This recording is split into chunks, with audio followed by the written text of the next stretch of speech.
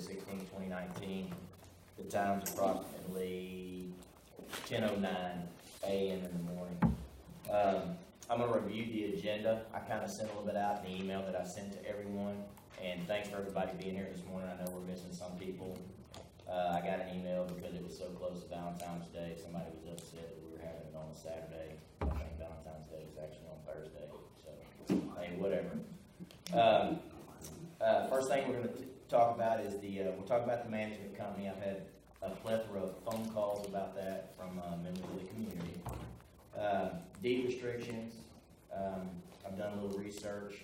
To be honest with you, I put more work and effort into this meeting today than I've actually put into federal cases that I presented before a federal judge, and that's no joke.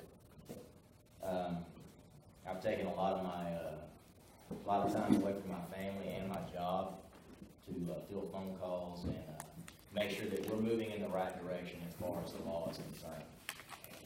Everybody has their opinion, their interpretation of the law.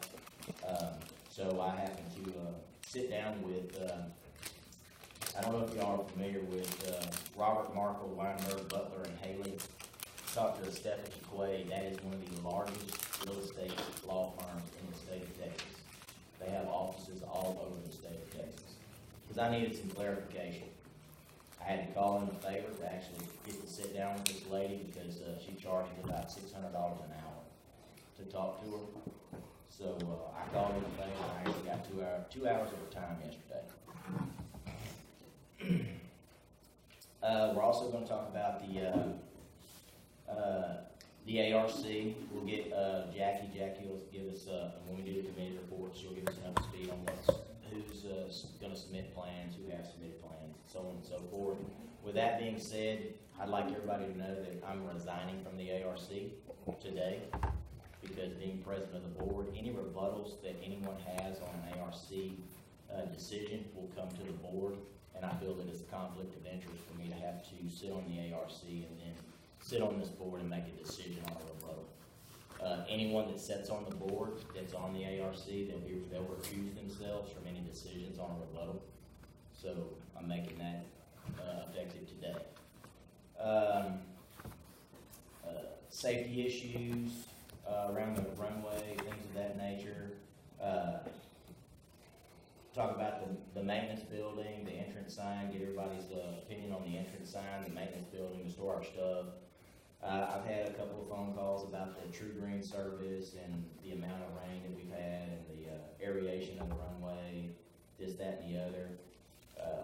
So that's what we'll talk about. We'll talk about approving the prior minutes from the last meeting that we had. I scheduled a meeting, but I wasn't able to attend because I had a last minute deal come up where I had to go actually take care of the business. The guy that extracted these sauces, and I felt that was more important than actually coming to an ARC meeting. I felt that I left it in good hands. I had some questions about the minutes. I have the minutes here. For what minutes that I have presented to me in writing, I vote that we go ahead and approve these minutes. Anybody want to second that? So moved. Okay. So, and Rusty, I'm going to give you these so you can put them on the website, please, sir, if you don't mind. So, committee reports. Wait a second, take a vote. You need to say All in favor, say aye. Aye. Aye. Cool. All right. Talk about the committee reports. Mo, would you like to go over the budget?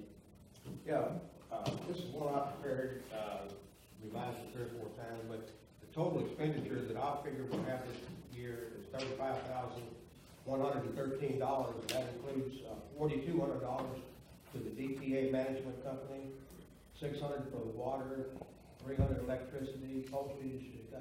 We have some liability insurance that's pretty high. We're going to talk about that, I believe, aren't we? Yes. That's $928 a year. Mower insurance is $515 a year. Entrance sign payments, if we do it, I figure $2280 for the year. If we do the storage building, this is assuming that we finance both of them, it's $3,400 and $3,480 for the year. Common area maintenance is, I figured $8,000. Equipment repair $3,000. Fire Act program, 2,700, and the True Green program is 9,000. That comes to 35,113. We've got in the bank right now $22,764, and there's still $750 outstanding that hasn't been paid for last year, which includes one $500 payment and one $250 payment. So, and the dues for this year, I figure we'll have $33,200. The dues haven't been coming in very quickly, but I'm not going to say anything until the end of March. That'll be the first quarter. So if you've got some checks, if you want to give me a check this morning, that'd be fine. Instead of putting it in the mail. Anyway, we have the total would be $56,714 for the year, and the projected balance at the end of this year, December 31st, is $21,600. As far as the budget, we're gonna talk about the sign and the building. I think that the building is a must. I don't think there'll be any disagreement there. I think everybody's pretty much in agreement that we need that building in order to store our equipment. Was it Charlie Lanning? Is that it? He has been gracious enough to allow us to utilize his hangar to store the mower and some of our other equipment because he sold one of his airplanes. But he's only going to allow us to do that for a certain amount of time. We were hoping to start construction sooner than later, but with the 37 inches of rain we've had since October, it's kind of impossible to get anything done. I was a little surprised that Longhorn Lot 2, that they started construction so early with the amount of rain that we've had and the amount of rain we have coming. So we're hoping as soon as it dries out, I'm hoping maybe May time frame we'll get cranked up on the construction on the building. The sign, I know that's near and dear to some of people's hearts in here, and that's something that we need to talk about. I've had some phone calls about that as far as safety of the neighborhood, things of that nature, and we'll talk about that a little later in the meeting.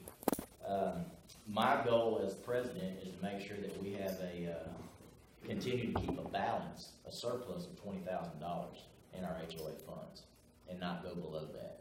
That's my goal. In the event that we should have some type of assessment that we have to take care of, so we don't have to tax the people in the neighborhood, because I know we're always having issues with the irrigation on the runway. I think every year, you can ask Lynn, every year we've had to pay somebody to come in and fix it and do things like that. I think the last fix may take care of some of they put some different couplings on there to handle some of the pressure. Beefed up the risers. Right. So, but still, we've got maintenance there that we need to look at. I told Mo also when he made this to add 10% to each one, so we've got a 10% buffer in there as well in these numbers. So that's the budget. What we're looking at so far, and like I said, we'll talk about the sign a little bit later.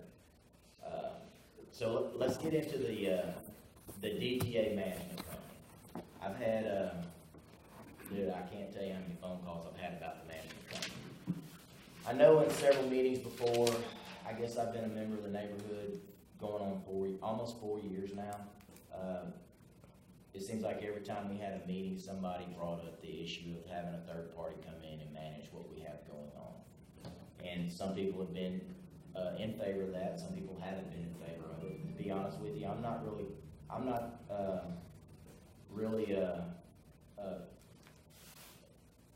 excited about Big Brother coming over and looking over my shoulder as well. And I think that's some of the concern a lot of people have. I will tell you that since we've been dealing with the management company, we have been in violation of the law for quite some time as far as the way we've ran the subdivision. We have no records retention policy. We're required to have a records retention policy, and it needs to be written and on file, or we're in violation of state law. You can read that in the Texas property code. Also, there's certain things in there that we have to have policies on. Every other year, the legislature meets. They're convened and they're in committee right now. Well, they pass laws that deal with property code. I don't know about y'all, but I deal with the law quite a bit, but the property code is not the one that I deal with the most.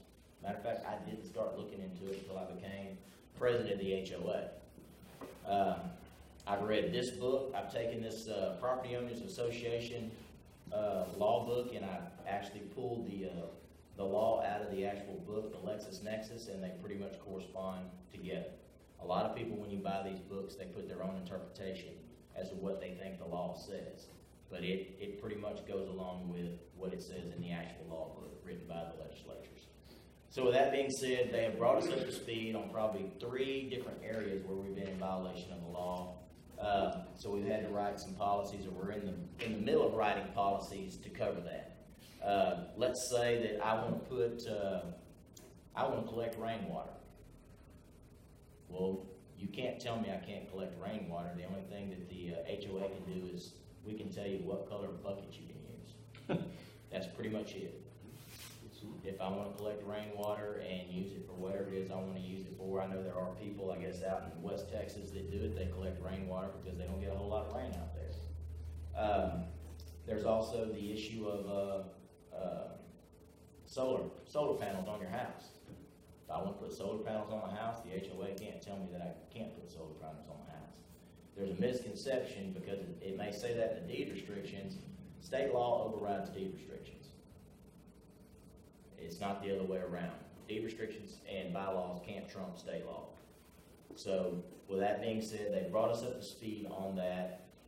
What I thought was really important is the record retention policy, as far as, how long we keep records on file so people have access to them, immediate access to them. And I will say that, man, Rusty's done a good job with the website. He's put everything on there, and it gives us that transparency. It gives us the transparency to everybody that there's nothing being hidden from anyone out here. Now, how long we need to keep it on the website will fall into that records retention. There are policies other subdivisions have used, and that's probably what we're going to use. We'll use them as a guideline because there's nothing really in state law that dictates how long it has to be on file and where it needs to be stored. We just have to come up with our own records retention policy. It does state that. So, as far as the enforcement of deed restrictions, there's So are we going to use the website as our record retention method? right now we will. Okay. Right now, that'll be for the immediate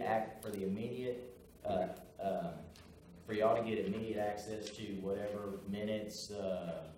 You've got friends that fly airplanes that fly in. They have to have waivers on file, things of that nature. That will be on the website. I will give that stuff to Rusty. I think Rusty you still have the website up, correct, sir? Yes, sir. I will give that to Rusty, and he will maintain that. Now, the DTA management company has a website as well that they're willing to put up also, which has the members of the HOA, which all of y'all are members of the HOA. They have their side, and then they have the management side, which we will have access to the management side. So what they do is periodically they come out and they go around, and based on our deed restrictions and bylaws, they send me, I probably have about 30 letters or 30 emails sent to me now that say, hey, 106 Longhorn Loop, they've got a trailer parked in their backyard. Well, okay, they got a trailer parked in their backyard. There's nothing in our deed restrictions that says you can't have a utility trailer parked in your backyard. Or they said my Christmas lights were up too long. There's nothing in the deed restrictions that says that there's a time frame for our Christmas lights being up too long, considering that we've had 37 inches of rain and it's like 20 degrees outside. I don't know about y'all, but I'm not going to get out there and pull my Christmas lights down. They were up about 2 weeks past New Year's Eve. So things of that nature. So I have told them that me and Ted are currently working together, and you don't have to answer this, Ted. Getting letters of intent. There's certain paragraphs in our deed restrictions that are unclear. The verbiage is horrible, and it lends to some confusion. So the developer still holds the majority of vote in this community. He still holds the majority of the votes here. He's only established an HOA for the reason to govern ourselves. It kind of puts a buffer between him and the people that live out here. So me and Ted have been sitting down. We've been drafting these letters of intent on the certain parts of the deed restrictions that are unclear. For example, the one about shall be permitted to store blah, blah, blah, and then enclosed hangar, building, so on and so forth. What does that actually mean? What does that mean to y'all? Shall be permitted. It means you have the permission to store something in an enclosed hangar, so on and so forth. Some people think that it says no, you will.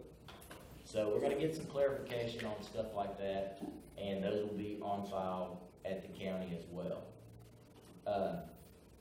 Now, I've had some questions about deed restrictions, as far as when they were, put on file. The Waverly Acres placed their deed restrictions on file with the county clerk's office in 2000. I want to say May of 2000.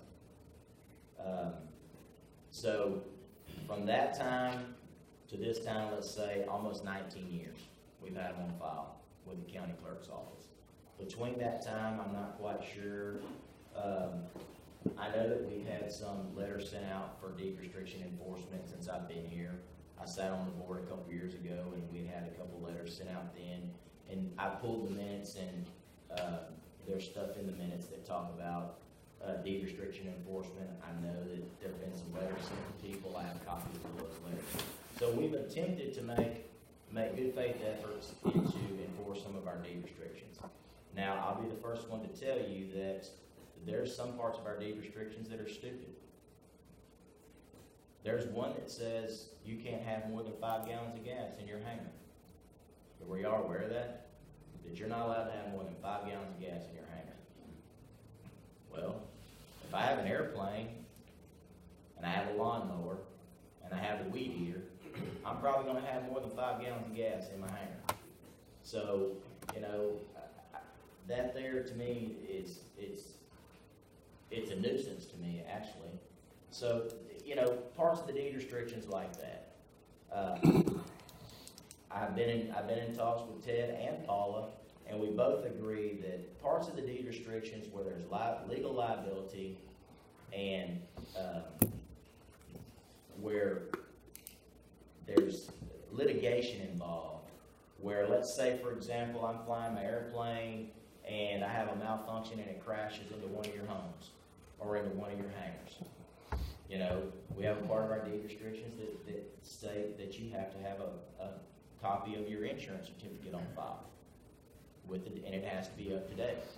Now, I've contacted Driftwood Ranch, Sandy Creek, Air Park Estates in Plano, and Flying S Ranch of many other air parks within the state, and they all require that they have certificates on file of the people that live there, not only the people that live there, but the people that fly into their community on a regular basis. They maintain certificates of insurance. So, I'm going to give you a scenario. We have it in our deed restrictions that we're supposed to have those on file. We don't have any on file because people don't want to give them to us for whatever reason it may be. They're flying their airplane, something, the Lord forbid, something happens, they have a heart attack, a malfunction, and they crash into your home or they crash into your barn. Odds are I've only worked one plane crash. I've worked several plane crashes in my 24-year career with DPS, and only one person has survived. One person. Everybody else has been dead. So odds are you're going to die. You're going to be dead. You don't have any insurance on your aircraft. We don't have anything on file. So the developer and the HOA, we find ourselves in a lawsuit. Because if you crash into my home, I'm going to sue the HOA and I'm going to sue the developer because it clearly states in our deed restrictions that you're supposed to have this insurance on file. Now, the FAA does not require you to have insurance on your aircraft. I've read the FARs, and they're actually easier to read than state law. They do not require you to have insurance on your aircraft. But if I've got a $125,000 aircraft, or however, how much did your new one cost, Rusty? It's expensive. Yeah, pretty expensive. It only makes sense to me that you're going to have insurance on the aircraft. So, you crash into my home, somebody's going to have to pay for that. You crash into my hangar, somebody's going to have to pay for that. I'm not going to file on my homeowner's insurance, And I sure don't wanna have to go after your widow or your widow or your estate to get my money for my barn or my home.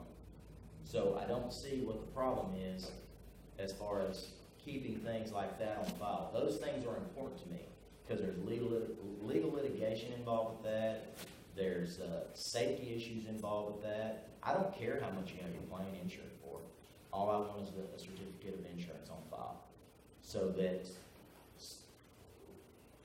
if, Lord forbid, something happened, we have that.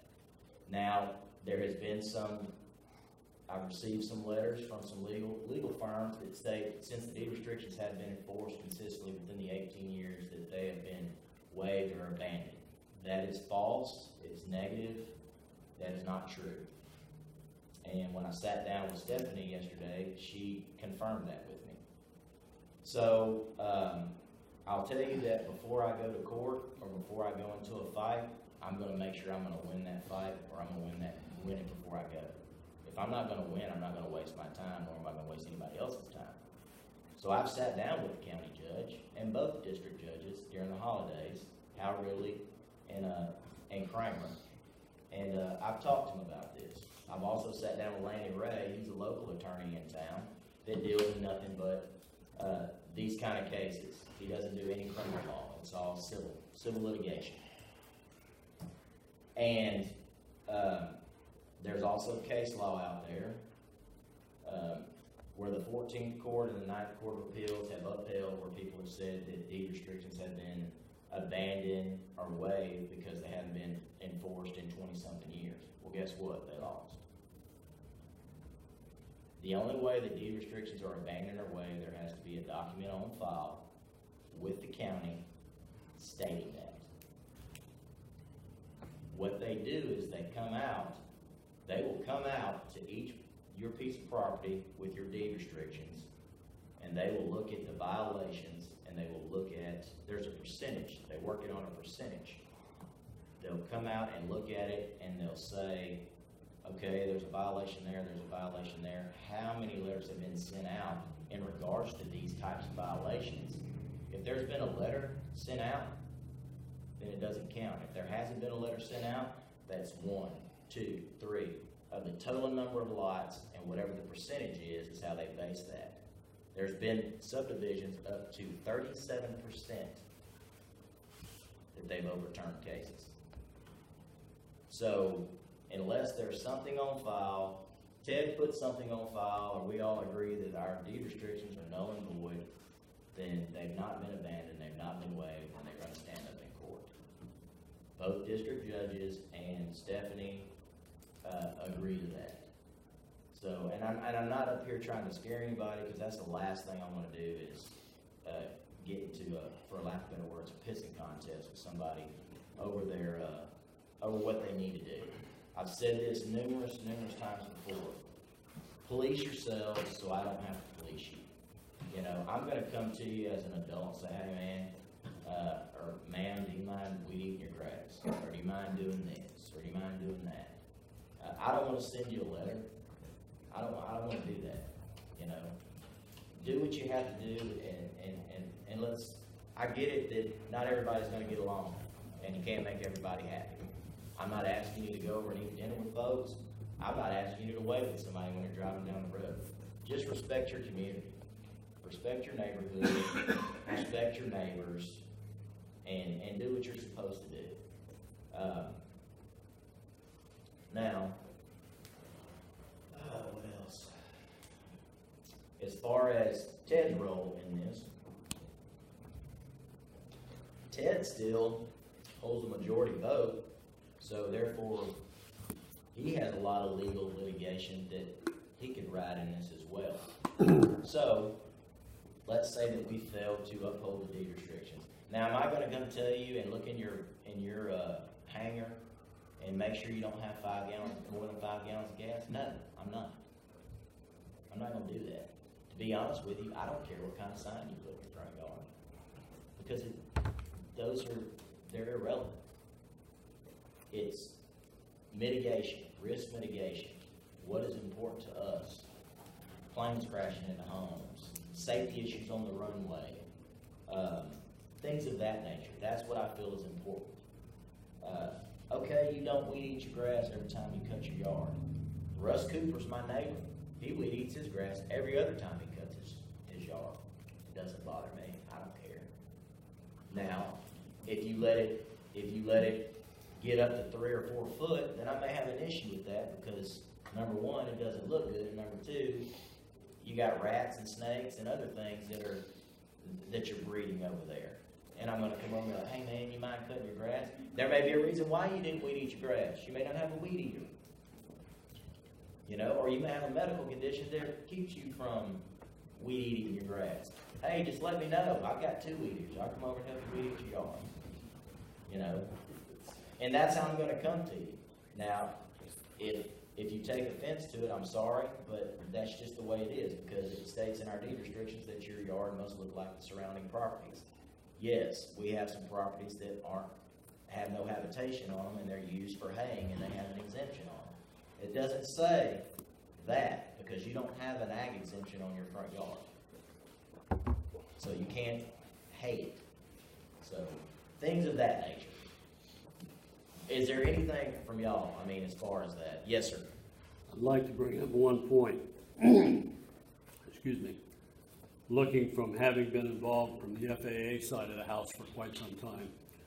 Your point that if someone crashes on the air park, hits a house, hits a barn, hits whatever, the only thing that's going to be applicable is going to be the insurance of the perpetrator. I hate to call bullshit on that, but it is. Anybody that gets involved in an accident and is the loser of that in that incident is going to sue anybody and everybody they can find.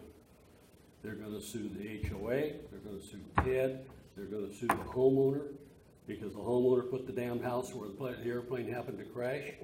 It's going to go all the way around. So the idea that just because we have a certificate of insurance on file is going to eliminate any potential for litigation against all of us, and I'm inclusive to everybody on this air park because we as an HOA are all pecuniarily liable if it happens. Don't get the idea that you've got an armor plate suit around you just because that's there. I agree with you. Can I respond to that? Yeah, go ahead. Jack, I understand what you're saying. Yes, there's always a chance you're going to be included in a shotgun suit. However, the obligation of the HOA is to see that aircraft owners on the field, provided for have insurance. I don't disagree with that at all. That if we as the HOA don't do that, then we're open. Now, we're not insulated completely from a lawsuit, but if we show that we have fulfilled our obligation and we go to the court and we say, hey, look, the HOA has done their part, then we have a much better outcome than if we don't do it and say, well, we should have, but we didn't. That opens us up to liability. Well, just don't plan to walk away with it with your hands in your pockets thinking your purse is safe. Because No, it's not. you're absolutely right. I mean, yeah. Nowadays, it's never like that. And you're absolutely right. I mean, you can go to Walmart and slip on some water and, you know, everybody's wanting to sue. I'm gonna bring that's up- just the way it is. I will wait till you get around to the safety aspect before I bring up the rest of my conversation on that point. So, as far as the safety aspect, what I was gonna cover, are there any questions about the DTA management company? Because I wanna hear from y'all. Because after all, I've been elected to represent you, and I've gotta represent both sides, the pros and the cons. No matter what my decision is, or what I think, I'm here to represent everybody here. Yes, sir. I've expressed my opinion about the Yes, management yeah. company and you know how I feel. There's some people that are not here that sent an email to me that wanted their opinions expressed against the management company.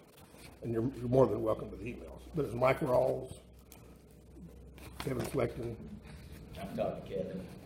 Ken Skillern, and War Pardo. So there's 4 people that are not here that are opposed to the management company. And it's like I said, I mean, if you have any questions, call me, and we can talk about it. I mean, me and Rusty, we've talked in length several times in his hangar, and I think he can attest that I'm a pretty easygoing person, and I try to see both sides of the coin. You know, I look at the big picture as far as you know what we're doing here. you talk about the management company, I'm gonna tell you that the pros to me is it takes some of the stuff off the board. They're pretty much in the law all the time. They know what's going on in the legislature, and they keep us up to speed, keep us in guidelines with the law.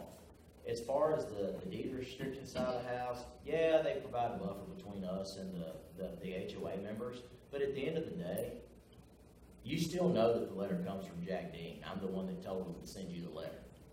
So, yeah, I provided a buffer. You're not gonna call the management company, you're gonna call Jack Dean on the phone. You know, so, we've only got certain, we've got a limited amount of teeth in our deed restrictions. We don't have a fine policy, we can't fine anybody. The only way that fines can be imposed is through going through litigation, and the judge can impose a fine for each day that you were in violation of that deed restriction up to $200. That clearly states it. It clearly states it in there. And I mean, if y'all would like some of these references, I can give it to you. It's 202.004, Section C of the Property Code. Yes, sir. What's the yearly cost of the management association again? $8 a lot per month.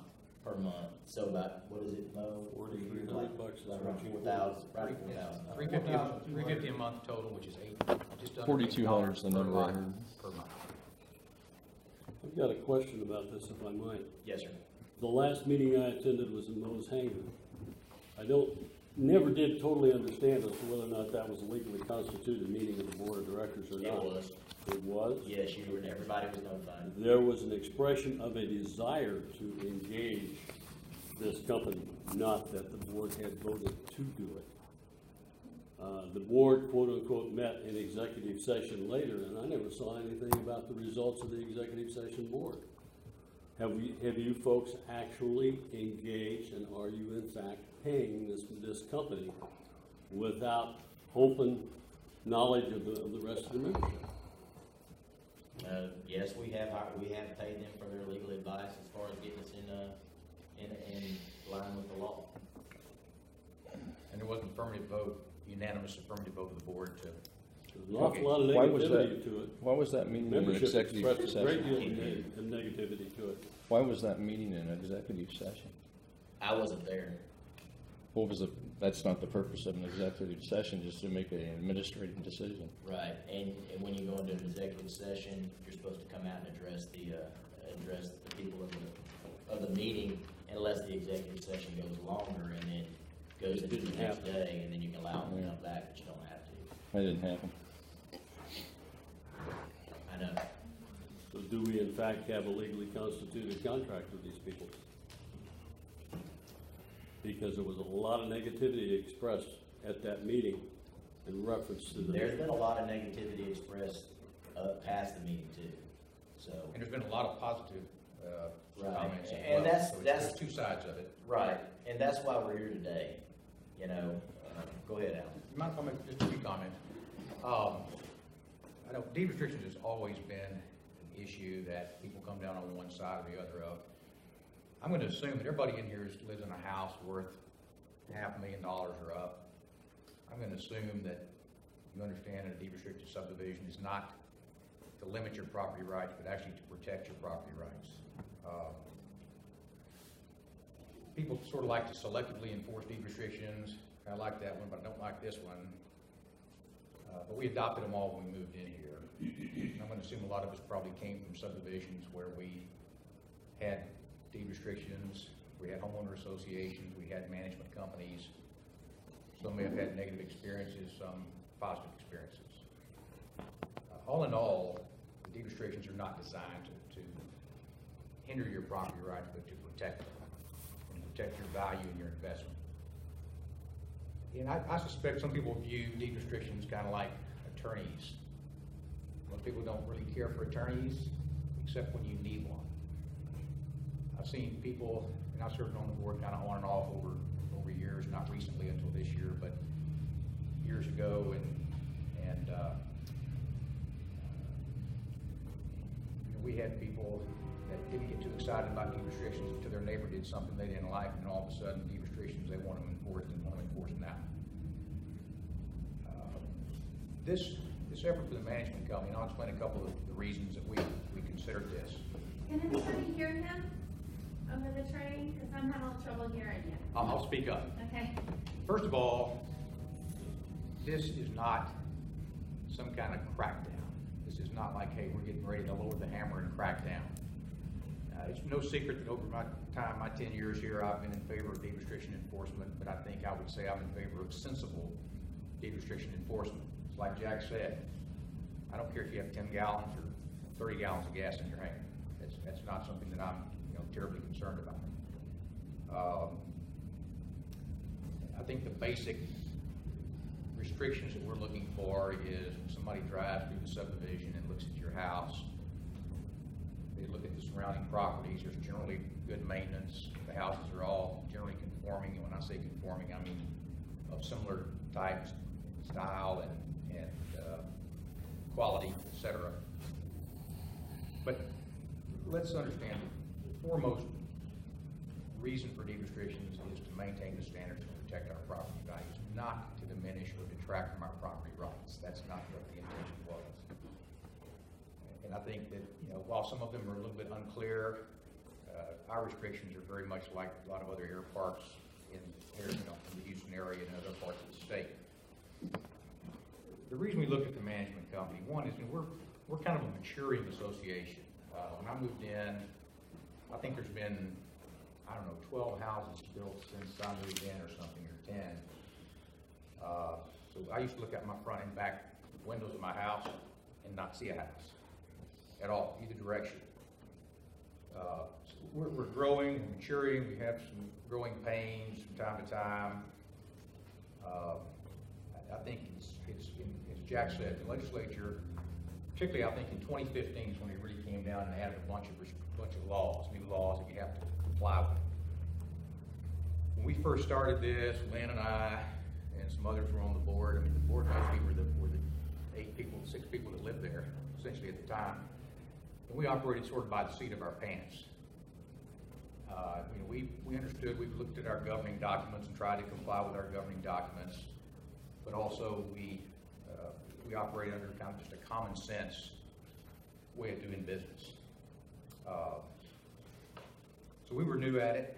I think as the association matures, I think that looking into some professional management or some professional guidance is not a bad deal, considering that the association opens itself up to legal liability and problems if we don't comply with the law. And as Jack alluded, we found out we're shy of documents that are supposed to be on file at the courthouse that are not there, that we're in violation of, and I wouldn't have known that. So, just a question, what documents are supposed to be filed at the courthouse that have not been? Well, there's 4 mandatory documents. Document retention policy, policy of electing directors when one director is missing from the board or resigns, open records policy. What was the 4th? You've got the rain barrels and those are optional. So there's a set of optional ones like rain barrels and solar panels and stuff like that. Flags, flying flags. Or maybe the flags is mandatory. Anyway, there's 4 mandatory, and then there's another 4 or 5 that are. So it's just the update from current legislation that you said that I would agree with that as far as document retention. The document retention has been satisfied for the county. Well, the only thing as far as the updated legislation is the rain barrels. Yeah, and that's just and the solar panels, but document retention has always been in. It's always been the document retention for the stuff that's at the county has always been there. It's on file with the county already? Oh yeah, it's been there since 1998. So the original filing of the deed restrictions, which all that's contained in, was filed in 1998. Yeah, and the addendum to that was filed in 2000. Right. This is on file. The deed restrictions are on file, but there's nothing in our deed restrictions that cover record retention. You have to have a separate policy. But the record retention has been accomplished in the past several years through the use of a website with all the and the other side of that is that the records that we have. Records retention. If somebody was to call you, an attorney was to send you an email and said, "Hey, 4 minutes. How long is your record retention for access to the community? How long do you keep that on file?" How long does Well, it stay you in tell me what storage? the answer is, because is there an answer to that? Right. There isn't, but we've always retained records. Yes, not Right, saying, not saying we exactly. haven't done We it have right. to have a I'm just policy saying you that have to have a dictates policy how on it. we retain So those. that's my whole It point, has is to be in the recorded whole at the time county that we've ever looked through those regulations, particularly with the state, is what does it say? It doesn't say anything. It doesn't tell you the number of years. The only thing I can think that you could go to would be the statute of limitations for the state. Right. And that's generally Usually what about falls 2 into years. play on that. So I hear I hear that we don't have all this stuff, we got all these violations. We really don't have violations, but we haven't made amendments to the deed restrictions for current law. I completely agree with that. 'Cause that's- Policy itself is separate from deed restrictions. It just has to be a policy. But you on can't file amend, before it you has- can't amend the deed restrictions without 75% of the home. I agree with So that. don't But on the other misunderstand, side, I'm not on the saying other that- side of that, if you have addendums through legislative acts that they're doing right now through HOA Texas law, those laws don't even, whether you put them in your deed restrictions or not, doesn't matter, because as you stated, that law overrides what's in your deed restrictions anyway. Right. And that's why that was never done. As far as amendments to the deed restrictions and doing all that, if you're gonna change any word in there, it requires a vote. Right. Yeah, so I'm not saying that we haven't followed the law. Oh, Or that that's- y'all or anybody else hasn't followed the law. I'm just saying that the law says you have to have a written have to have policy on written file policy recorded on in the county file. courthouse. Just a piece of paper that states what. Yes. What our policy is. So what you really are asking for there is technically in the deed restrictions or the paperwork filed, then all we'd have to do is file an addendum that we do have a retention policy in effect there. And that would be an addendum to it. I can't imagine anybody here that would vote against an addendum of stating a policy that we're supposed to have in writing at the county. It doesn't require a vote of the membership. It requires that the board, Because all you're doing is replicating exactly what state law would say or whatever the law says, and you're putting a statement in there in the file count, in the county files Yes. that says that. That's all you're doing. yes, but that statement being filed in the county courthouse is the law. Well, I agree with that. And then without that statement, you have other laws that come into play that would require you to propose or have that document available to anybody that asks for it. Understood. It's not a matter of what we have to do or how long we have to keep stuff or anything else. It's a matter of we have to have those documents on file. What documents? The four mandatory documents, the retention policy, the open records policy, all that stuff has to be in a written document filed of record at the county courthouse. That's not a problem to file that, but that law is already in place. And if somebody the bottom line is whether you file that or not, the law is in place. I understand, but we're not getting each other. But as long as, Right, as long as you're gonna put that The officially law with is the in file, place that's fine. requiring you to have that Yeah, document. that's all Yes. there. We're not violating the Right. law. Policy isn't We violating have the law. to create that document and place it on file for Waverly Acres so that we're in That's- correspondence with the law. Yeah, and that's Right. the only, if We have that's to the only establish violation, the then policy. no big deal there at all. Right.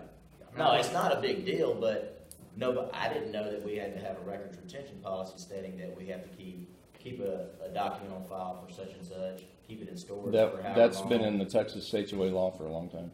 Right, so. But the fact that we have to record it is a new thing. That's the kicker right there. If that's a Yes. requirement in law that we record that, Yes. I agree. That's the deal. Are there two parts to this? One, we just need to verify that we have the required things on file with the county. And two, we need to upgrade or amend the deed restrictions to comply with that. No, the deed Yeah. restrictions don't need to be amended. It All has you- nothing to do All with right, deed okay. restrictions. All you have to do Nothing is- about this yeah. applies to any deed restrictions. No, sir. No, sir. No. It has to do with the All we have to do is policies, verify with the county, we have everything on file. we're Yes. supposed to have on file. and we don't, so that just, we Like just need to Lynn- file those Well, documents. Whatever they are. Lynn created I guess it's not really an addendum, but it's more of an intent letter about the runway. Well, No that, matter- and that's just in compliance with what the deed restriction. Exactly, and it's in the deed restrictions, Yeah, but and- like that, we need to file that, it needs to be notarized and filed with the county. So what you're doing is external to deed restrictions, but we're complying with state law as far as a document that is filed with the county. Yes. That's all it says. It is, that's all. So, So if I any can other, finish, just real quick, I have a few more items here before we get to questions. One of the biggest reasons, a couple of reasons for the management company, the two overriding reasons is to assist us in making sure that we are compliant as an association with all the current laws and regulations and rules that govern associations. And I think that as we have matured and grown, that we need, I think it's helpful to have some professional guidance on making sure that we are up to speed and compliant. And this new legislature, this meeting now, they'll no doubt probably have some additional stuff that will need to be brought up to speed on. The other overriding reason is that heretofore, it's always been neighbor policing neighbor. This takes that element out of your neighbor coming against you for deed restrictions. That created some hardships. I've been part of that in the past. And who said that? I did. Oh, yeah. Well, I don't think I've ever taken any action on you, have I, Jack? No, I'm just trying to figure out where $12,000 went. The money that we've ever spent, the association's been all accounted for. Here, we can We'll get find into it out. later. Anyway, back to this, please. Having a third party to come in, an impartial third party that understands deed restrictions, understands the laws, to come in and offer us advice on compliance, I think is helpful to the extent that it doesn't pit neighbor against neighbor. It takes that element out of it. The board is still involved to the extent that we look at special circumstances and situations. If somebody's in the process of building a hangar, if somebody's got a construction trailer on their site, it's a temporary deal. I mean, there's things that we look at that certainly wouldn't pass for deed restriction violations that the board would look at. So we're not turning this over to somebody else completely without some board oversight.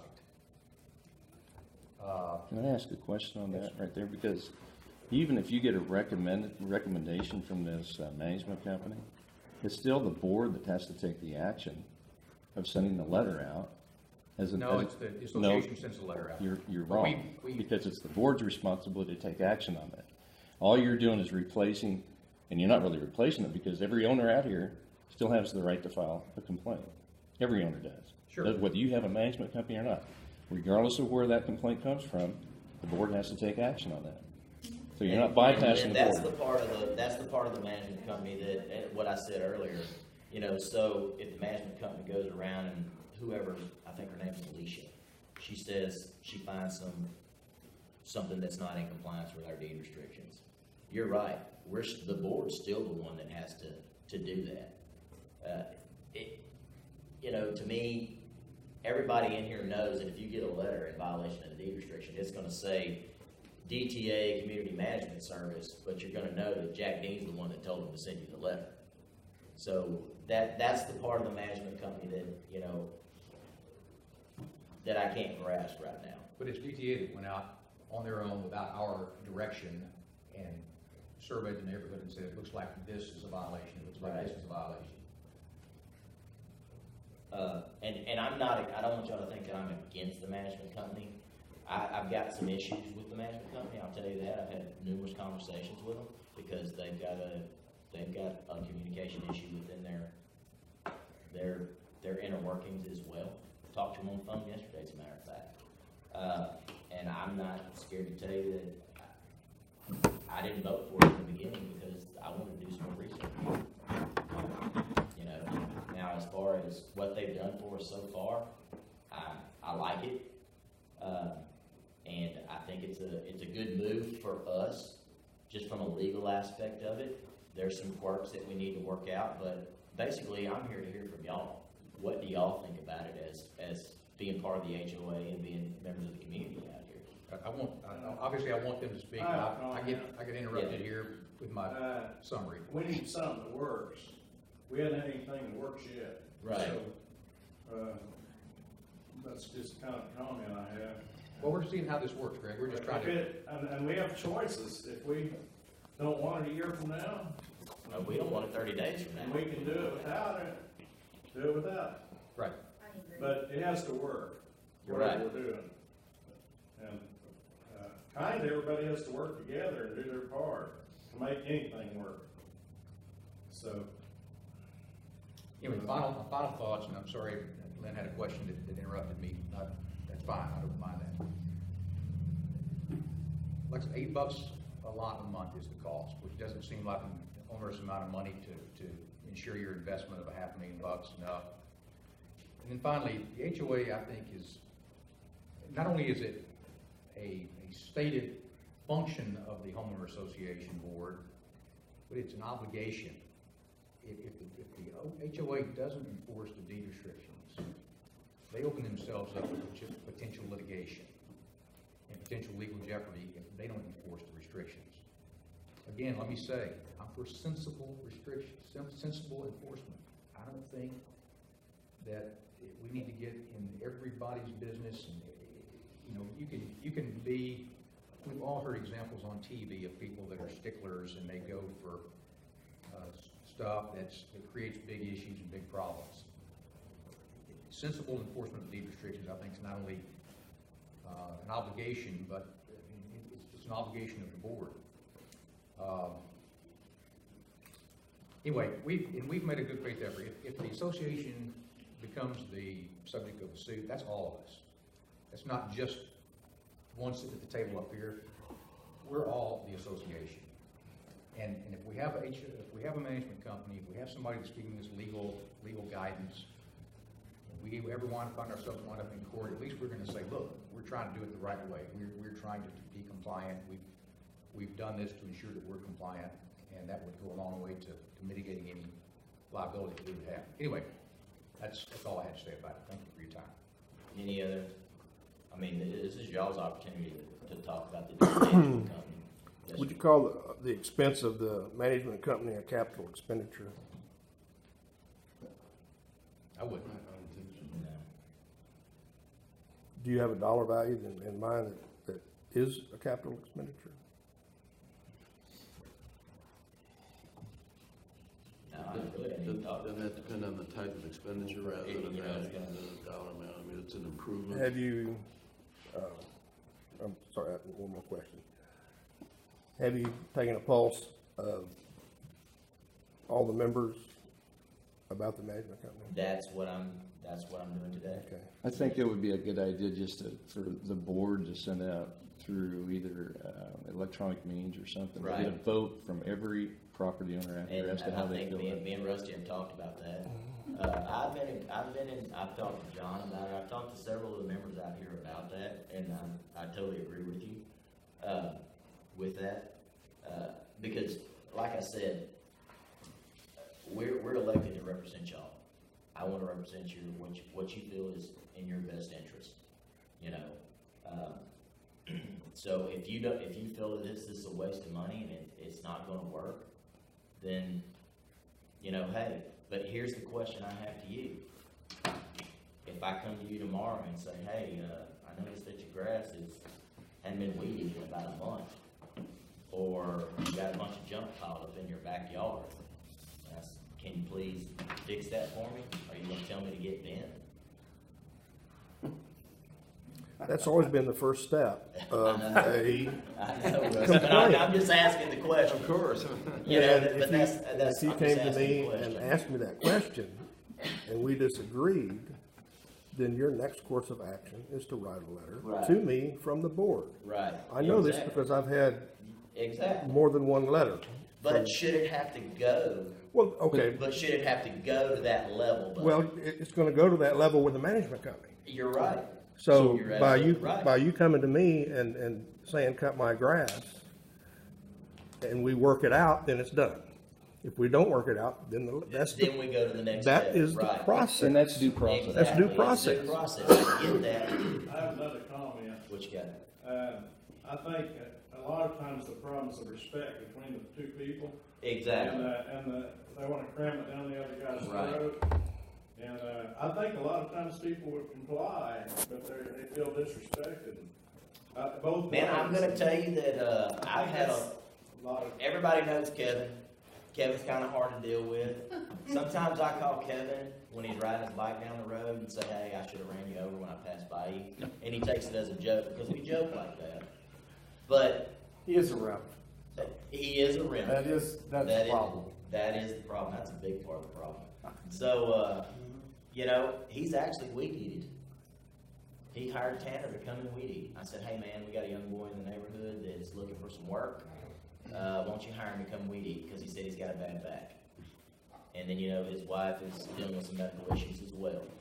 And he's done that, you know.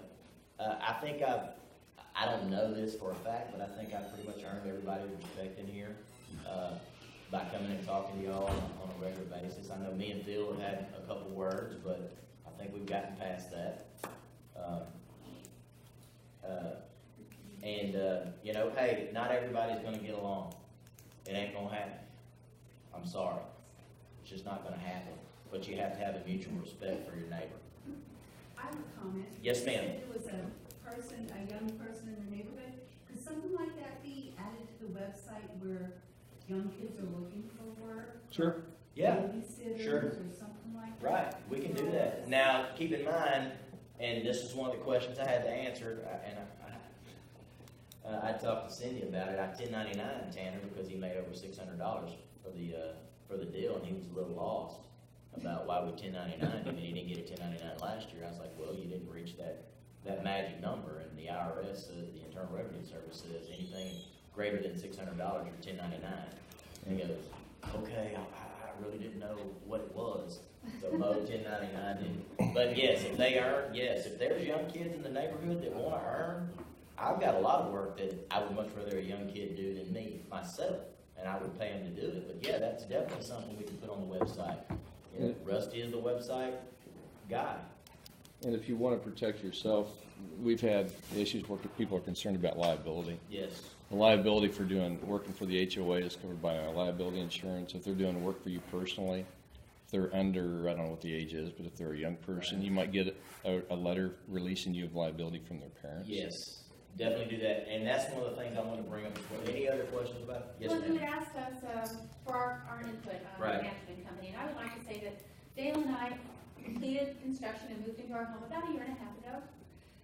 It represents a huge investment for us, and I'm in favor of having reasonable enforcement of those deed restrictions by professionals, because I want my property values to be protected by our protective covenants. That's what they're for.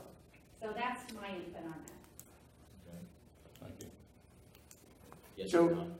As the new person and sort of being shocked into my new neighborhood at the first meeting by the seeming unsettled nature of the neighborhood, I took some of the issues with the management company as a surprise, and I was pretty disturbed about it. Now, the explanation about keeping us in legal stance makes perfect sense to me.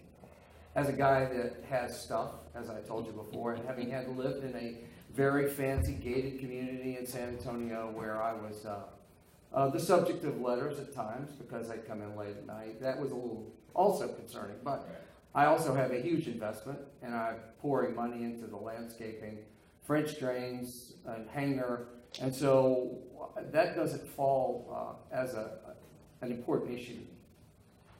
So I too want to maintain the balance in a neighborhood where there are people that have lived here for a very long time and found one way of having a lifestyle that, as I looked around with Jackie as our realtor, I didn't find anything that was offensive to me that says I can't move in here and buy a near $1 million house. On the other hand, I'm far enough out in the country that I hoped to have some of the freedom that I could do things without immediately getting a letter from some person surreptitiously driving through my cul-de-sac and, taking pictures and saying, you better straighten this up in a week. That's what I didn't want. Right. One of the things that happened for me recently is I didn't realize that there was a ridiculous light on the back of my house that, when turned on, shined in Beetle's house. And he was kind enough to knock on the door and say, by the way, what is that that's flashing all night long? And I was like, I don't know. I went back there and there's a light at eye level that was a motion light, and I immediately went and disconnected it. So for me, it's really hard to believe that in a place full of pilots and folks that are former military and all those backgrounds, that I had moved in a place that's the sort of, that wasn't what I was moving to. He asked me, I said, I'm really sorry. We sat around and chewed the fat for a bit. And I said, I'll take care of it, and I disconnected the light. It hasn't bothered you since, right? Great, absolutely great. I think that's kind of what I was talking about. You respectfully did it back and forth. And so that was my concern. So when I looked Great. when I looked at Jackie will tell you, the very first concern I had as, Air Force safety Army guy, since I've worn both hats, as I drove through and I saw a set of wires with 2 red balls, and I was like, is there some plan to take that down? So for me, when we spend money, I'm looking at $10,000. Well, in 2 years we could pay to get that down and take away from that safety thing. On the other hand, I looked at the laws, and that's an assessment. Paying for this comes from our regular assessment. It could be considered in the last part of that as part of the welfare. So, we could argue about capital improvement, but even any assessment that raises our assessments has to be voted on. And I was looking at that section. So, I came just trying to be a informed person. So I think it does require a vote. I think, if we're going to do an assessment, it does require a 2/3 majority vote to do that, because it's going to raise our dues. Okay, so I don't have a problem. But we all elected these guys to No, represent us. Why Why did- interrupting him? So just let me finish for just a second, and I'm not saying one way or the other where I would vote for a management company, because I have a huge investment in the neighborhood. So like you, I have a big investment to protect. But what I'm saying is, I think when you're going to spend money like that, according to this, is that the folks in the neighborhood deserve to have a vote. It is, someone voted the current board in, and I will tell you, the whole tenor of the first meeting was a complete and utter shock to me. But what I'm saying is, yes, you guys made the best choice, but when we're going to spend money, the bylaw, the deed restrictions clearly say we're going to increase the amount we're going to spend, that the membership has the opportunity to vote. Now, whether I'm pro or con, that's irrelevant. But what I was trying to say is that I think some of these things need to be done with the expertise of a company. But I also don't want to, in construction phase, have somebody that doesn't understand what's going on, as I expressed in my emails, to have a repetitive group of letters that were going to drive me absolutely insane. Now, I will tell you guys, while I'm here, as a safety person, I actually bought 2 PAPI systems at an auction because they were available and they were fairly inexpensive. Because that's how I just bought an aircraft last week. I'm that interested in making sure what we do in the neighborhood is safe. I'm not going to do anything with it. John, explain what a PAPI system is.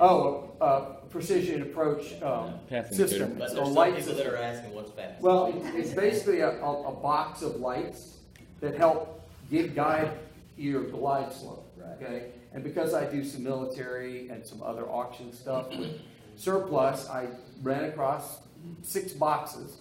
So we have enough for 2 full 4-light systems and some extras if the association is interested. But for me, moving into a system, into a neighborhood, I expect to have, I would do that without asking anybody for a dime. When I bought it, and if you say no, I'll just sell it back on auction. I don't care.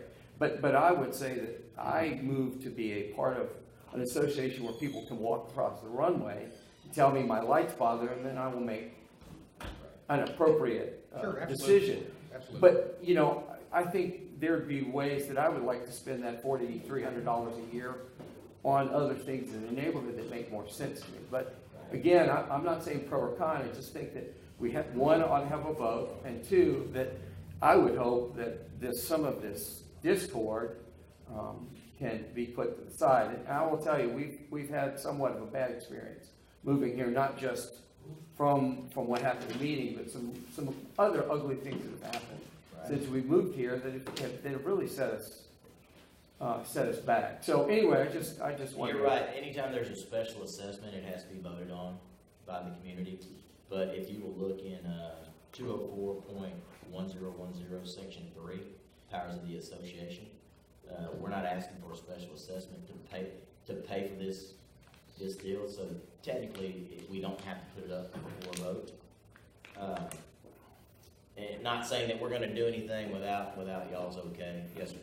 I think in previous meetings, this has been discussed for years, is that what expenditure amount by the board would Right. require a vote. Yeah, and we haven't ever came And up we've with never, it's been on the Right. minutes, it's been on previous minutes, there's never been a motion officially formed and an agreement.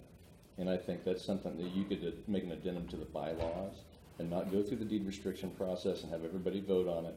And that way, if the board, regardless of who's on the board, chooses to expend more than $2,000 or whatever, it requires at least some type of a vote or a feedback from all property owners. to I see agree. what they- And we've talked about that before, you know, and maybe it's one of those letters of intent that me and Ted can sit down and say, hey, in the assessment part of the deed restrictions, what is that magical number that we need to come up with that everybody needs to have some say so? Go ahead, Kenny. Yeah, I think that's the reason why we're here, you know, Right.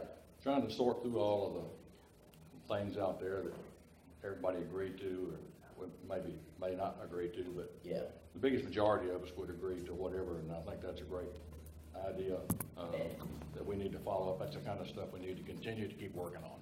And that's one of the reasons I called the meeting, not that we're gonna vote on anything today, but just so everybody knows what's going on, get the input from everybody in the community. Because, you know, hey, it's your community, and like I said a bunch of times today, I've been elected to represent y'all. It's not what Jack Dean thinks, it's what the community thinks. You know, and, you know, like I said, not everybody's gonna get along. I pretty much get along with everybody out here.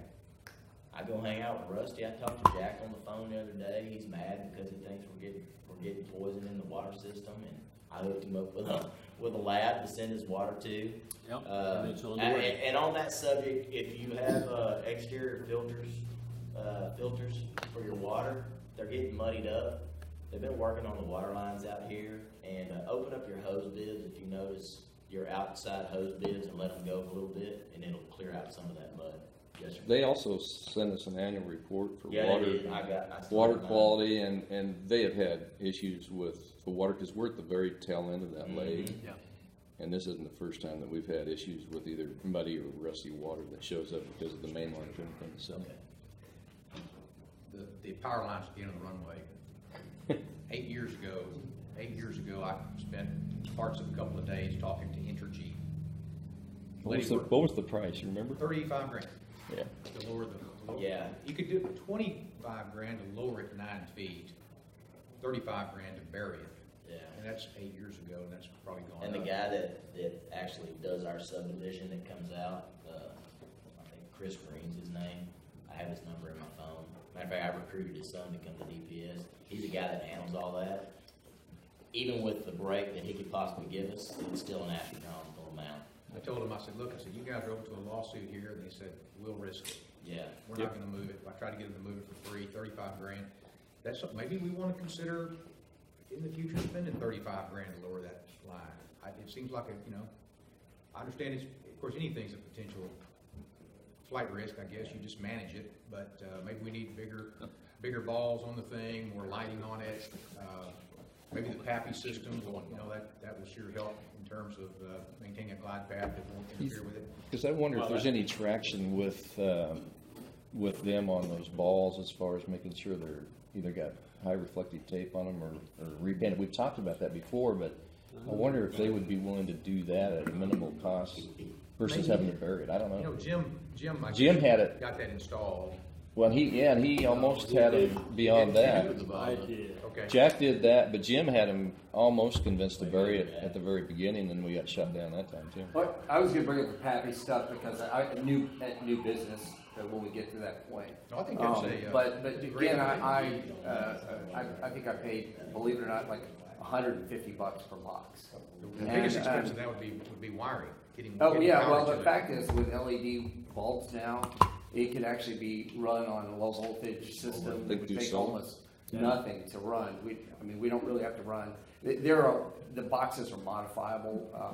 I managed to buy some other stuff at auction, some taxi lights from the area where my hangar is and stuff that's, I've managed to buy pretty cheaply at auction, but they can be modified.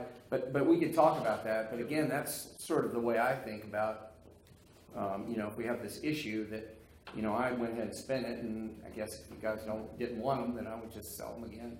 But, that's something that we can discuss in new business. Definitely on that runway 36 going north that would be I think that would be a real blessing. Yeah, and like I said, I have them and we can work on them. I haven't put a lot of effort in that until I knew that people were in favor of it. Thank you for offering that.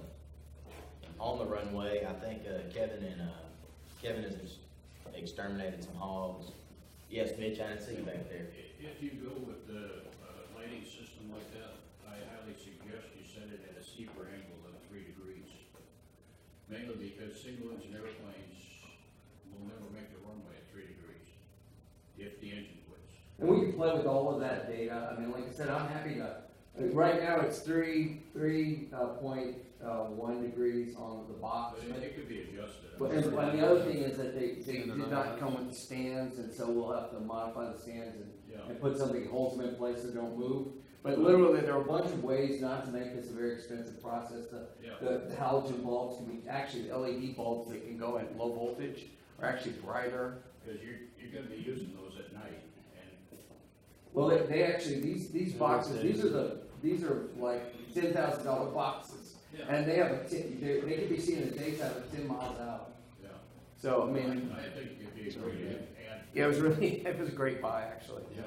Just setting them a little steeper, I think would be more useful. Yep, and I wanted to bring that up, and I think that there are other people in here probably that are as interested, and will do what's best for the neighborhood. I mean, that's why they're sitting there, and I just want to make sure that, you know, that was something that people weren't opposed to, because it'll take a little bit of work, and it'll take some time to get them in, but I think since I have 6 boxes, that's enough for both ends. Any other, yes, sir. 5 or 6 years ago, I was asked to be the liaison for people flying into the community. And in that time period, I have one request, and that's from a friend of mine with his airplane N number insurance. He flies it on season once a year. The website was made up after that time period, and the form for that is on the website, I believe. Is that right, Rusty? Yes. Yes, sir. Okay, I'll still be happy to do that. And if the person puts a contact number on there, I would call them before they came here. And one, find out what the credentials are, and if they're capable of landing here. I wouldn't let a student pilot land here. If he flew into Huntsville, I'd be happy to meet him and fly in here with him. But that kind of thing. Right. I would vet the person just a little bit. The other thing is this is a restricted landing area. It does not meet the same requirements as a public use airport. So with that in mind, if a person crashed in downtown New Waverly or crashed here, the FAA probably look at it the same way. Yeah, it wouldn't matter.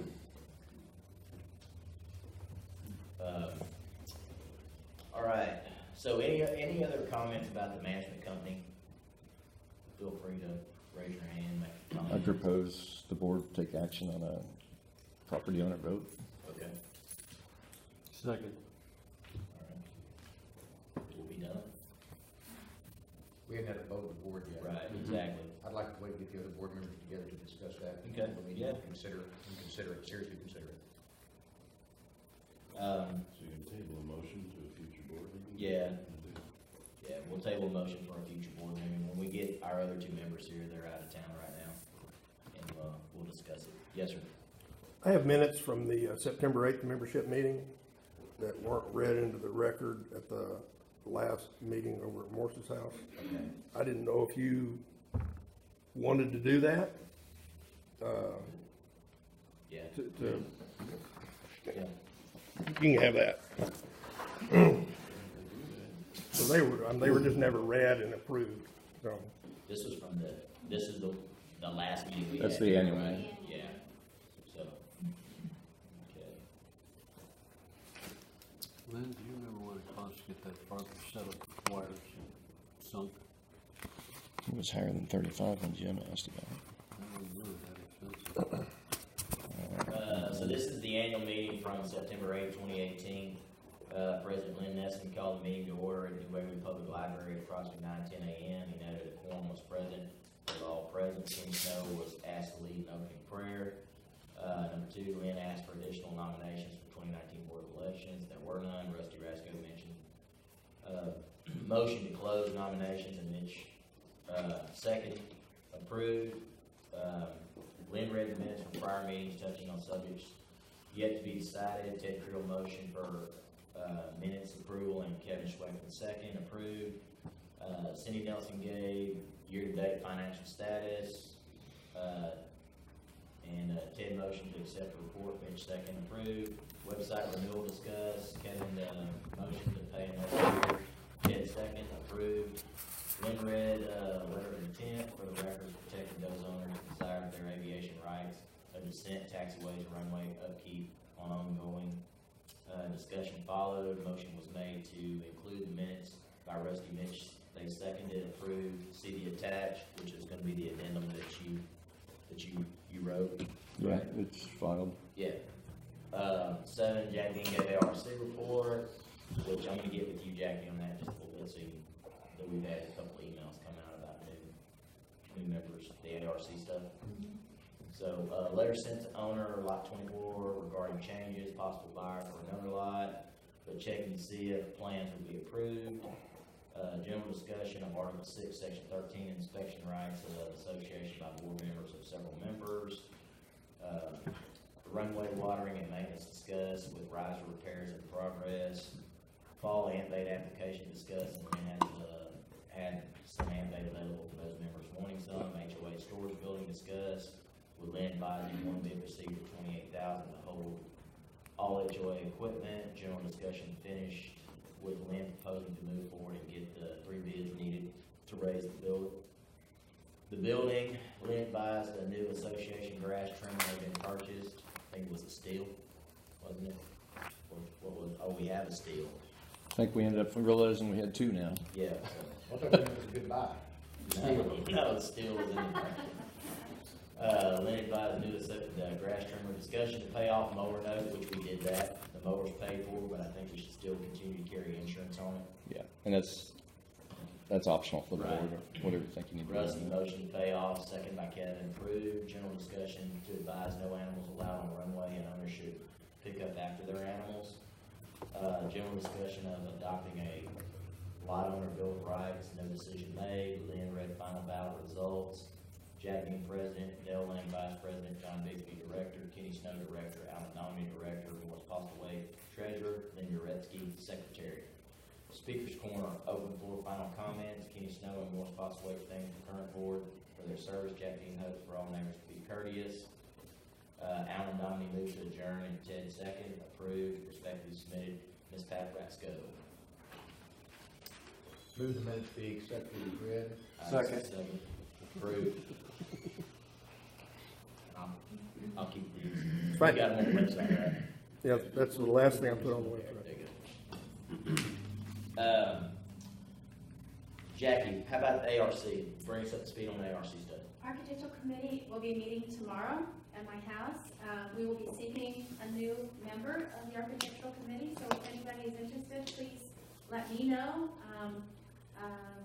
We have currently 2 homes under construction.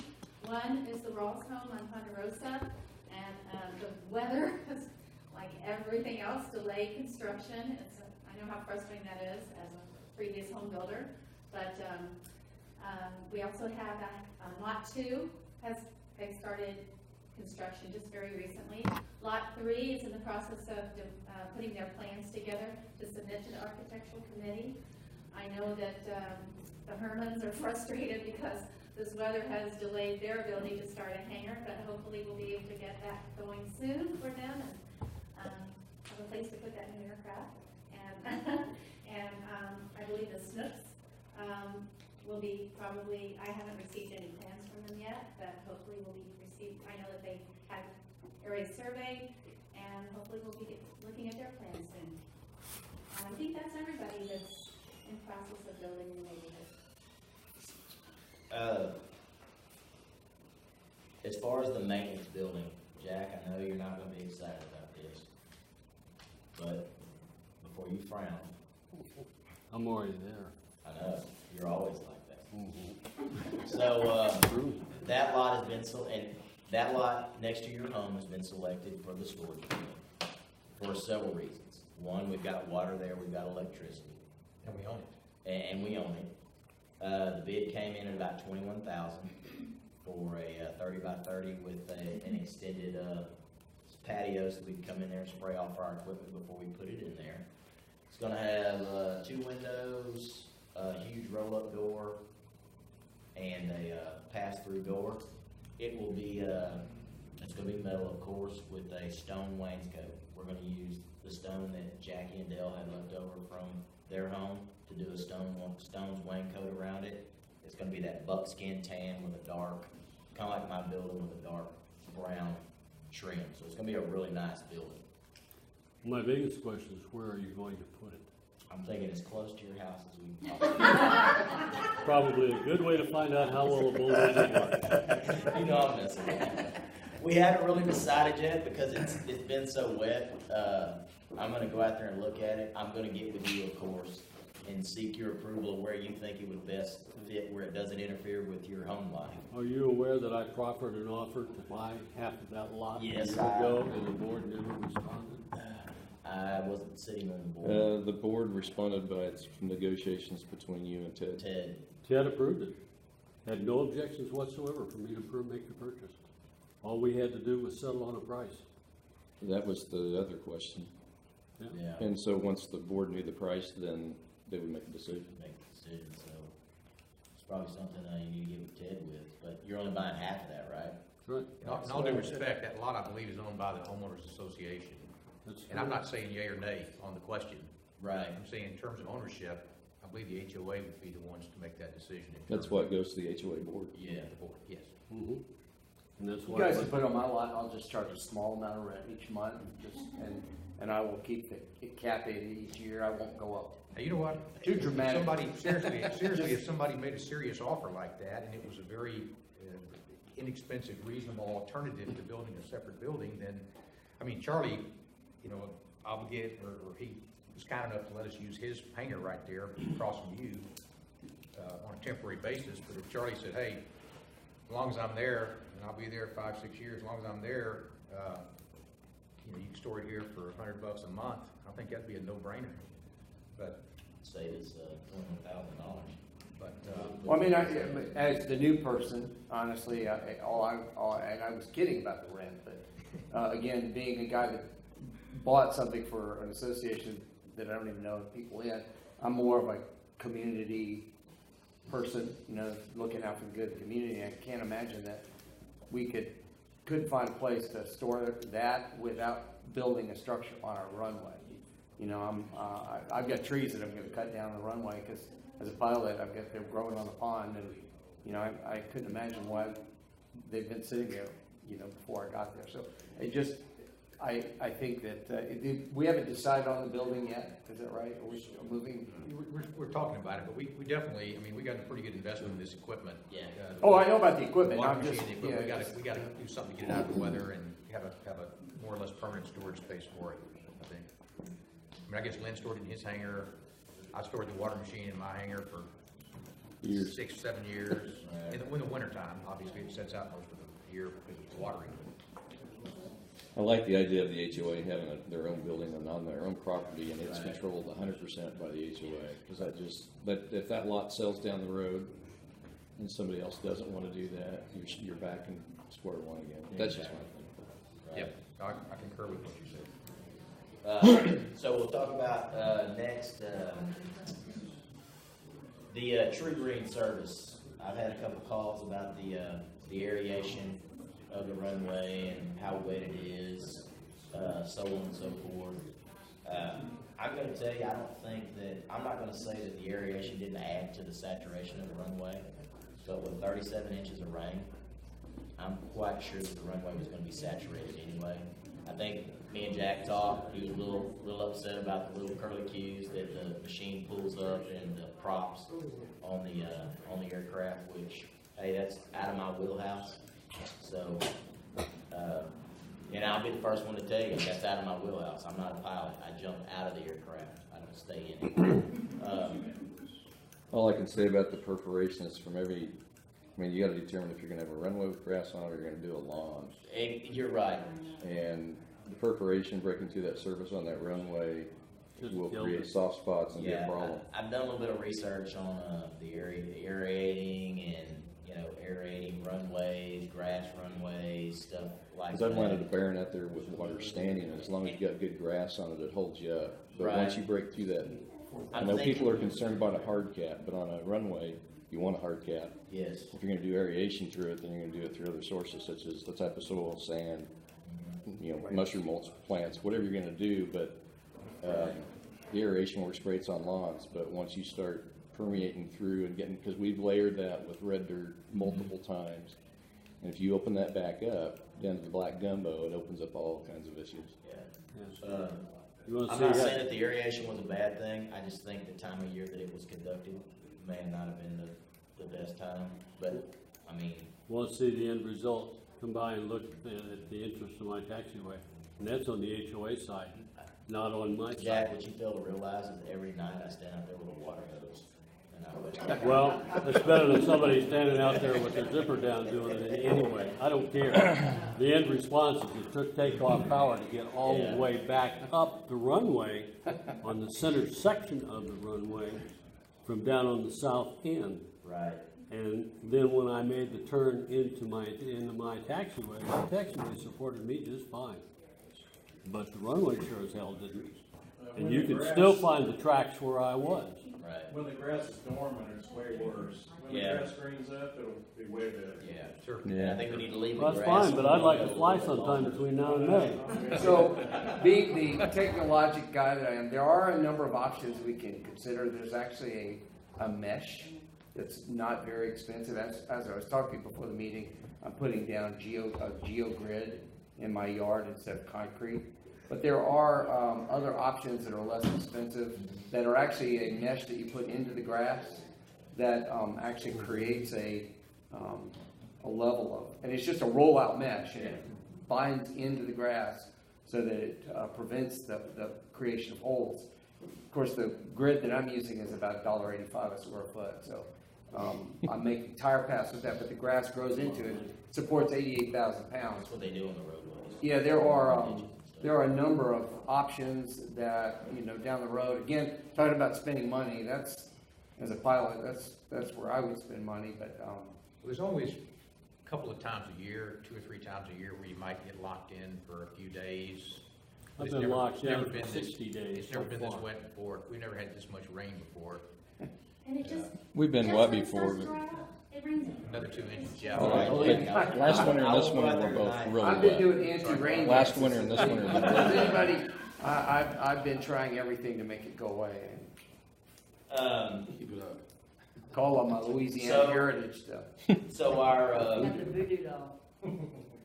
so we've had some issues with our mail delivery, because some people have moved their mailboxes off the road on Ponderosa, per what the deed restrictions say, and, because it states that all the roadways inside Waverly Acres are dual-purpose roadways for aircraft and vehicles, and the vehicles are the yield right away to the aircraft. Well, I'm gonna tell you that in Transportation Code 24.021, aircraft yield right away to vehicles. And aircraft aren't allowed on public access roads or highways. That's driving, landing, taking off, whatever. I get it, this is an airport community, but state law overrides deed restrictions. So with that being said, I'm going to the postmaster, and we're gonna have a long meeting so that we all don't have to put a community mailbox down at the end of our road where everybody has to go there. But I ask you pilots, please be cautious of our mail person, because he is very frightened of aircraft. He's frightened of his own shadow. And you're absolutely right. And his deal, their argument to this is, because y'all have moved your mailboxes off the side of the road, he can't back up. I said, well, that's funny. He drove down in my driveway to deliver a package and backed out of it. So, yes, sir. I kind of oppose the idea of a cluster box because that moron can't figure out the distance between 110 Right. Ponderosa and 110 Longhorn Lane. And when I get my mail back with Espanol all over it, no candy, no hair, don't bring again. Right. You know, Well, I'm sorry, he can hold it up next to the box, and if the two numbers match, then he can put it in that box. Jackie may be dyslexic. You know, you can't. Well, it won't matter, 111, hell, it can go either direction, it doesn't matter. He's got a learning disability. So with that being said, also it costs us money because the post office isn't gonna put it down there. So please, pilots, if you're gonna use the road to taxi, use the road to taxi. Don't use it as a strip to take off from. Yes, sir. That sounds You move the mailboxes down to wherever, Right. but you just said state law does not allow a dual-purpose road with airplanes and cars. And So well, that does there's not a catch to that now. You Okay, didn't- well, you didn't say the catch, so tell us the Well- catch. Now, the commissioner's court in Walker County, you can present it before the commissioner's court and they can establish what's it called?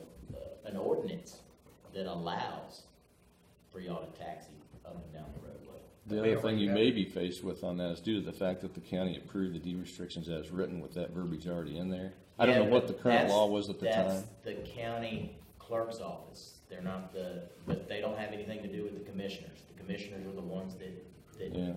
So do I all don't, that I stuff. don't know And where. it's not that hard.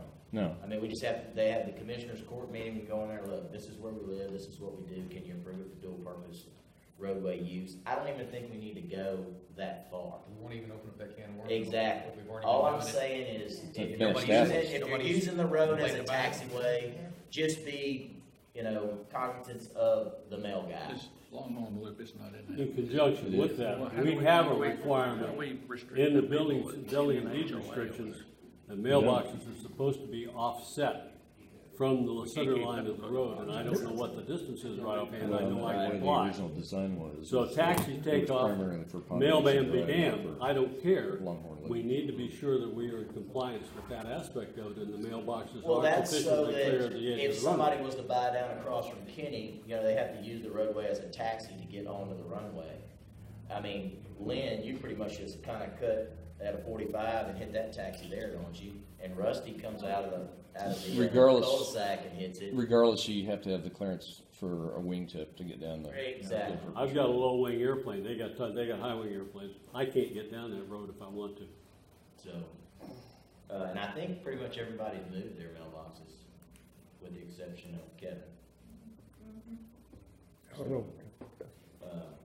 But I just wanted to bring that up, because that's been a big topic of discussion with the mail person and how we're getting our mail and airplanes on the roadway and this, that, and the other. So it's prohibited by law. So if we're going to use the roadway, let's make sure that we're being cognizant of the mail person and we're only using it to taxi our aircraft to the runway. Let's not land or take off. Now, if it's an emergency, then it states that in there, and everybody here has their planes registered with the FAA, and y'all have tail numbers on them, because that's a felony.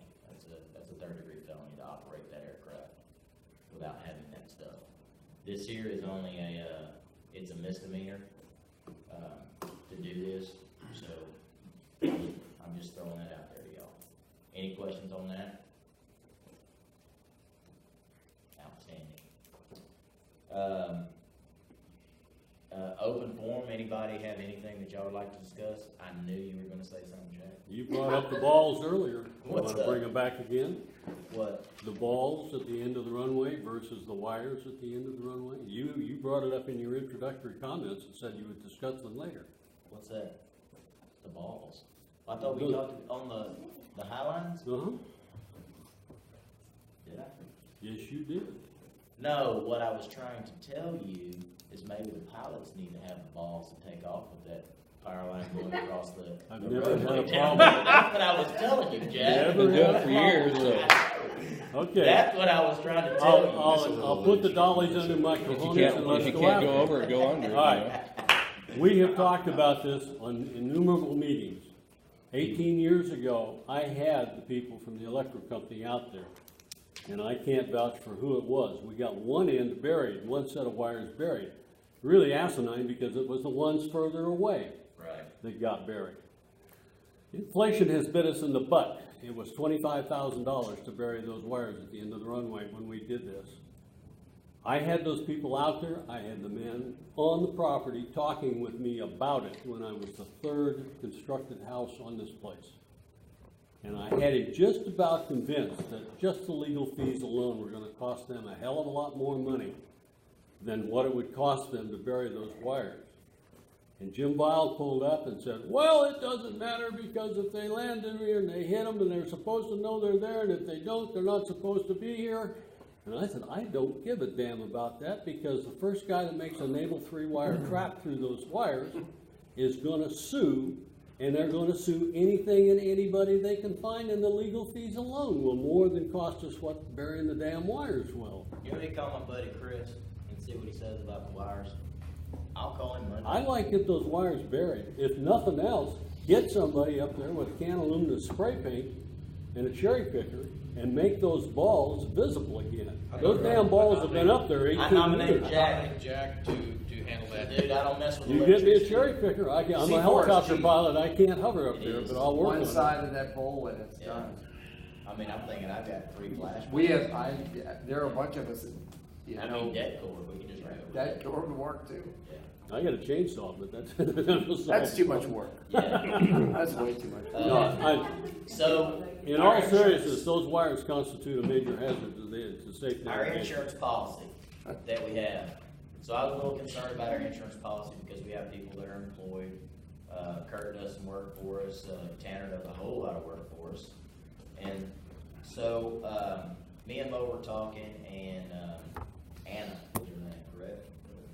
Anna Kingman calls me, and I just happen to be in Humble. Her office is located in Humble.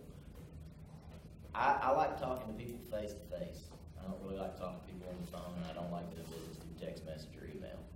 So I said, hey, if you've got a few minutes, I'd like to stop by your office, because I was in Humble at the judge's office. So I left and went up there, and I sat down with her, and we discussed this policy. And I'm going to tell you that it's an okay policy, but it just basically covers us from any type of legal liability. It doesn't really cover Tanner if he falls off a mower and cuts his arm off. He's pretty much on his own. His insurance is going to have to pay for it. Now he can turn around and sue the HOA, but this is going to protect us in court. Well, no offense to Tanner at all. I don't even know him. I heard he's a good kid. It's not our responsibility to take care of his medical care. I mean, I think the liability we assume is the liability for the HOA, and we're not providing him hospitalization insurance, right? No, we're not.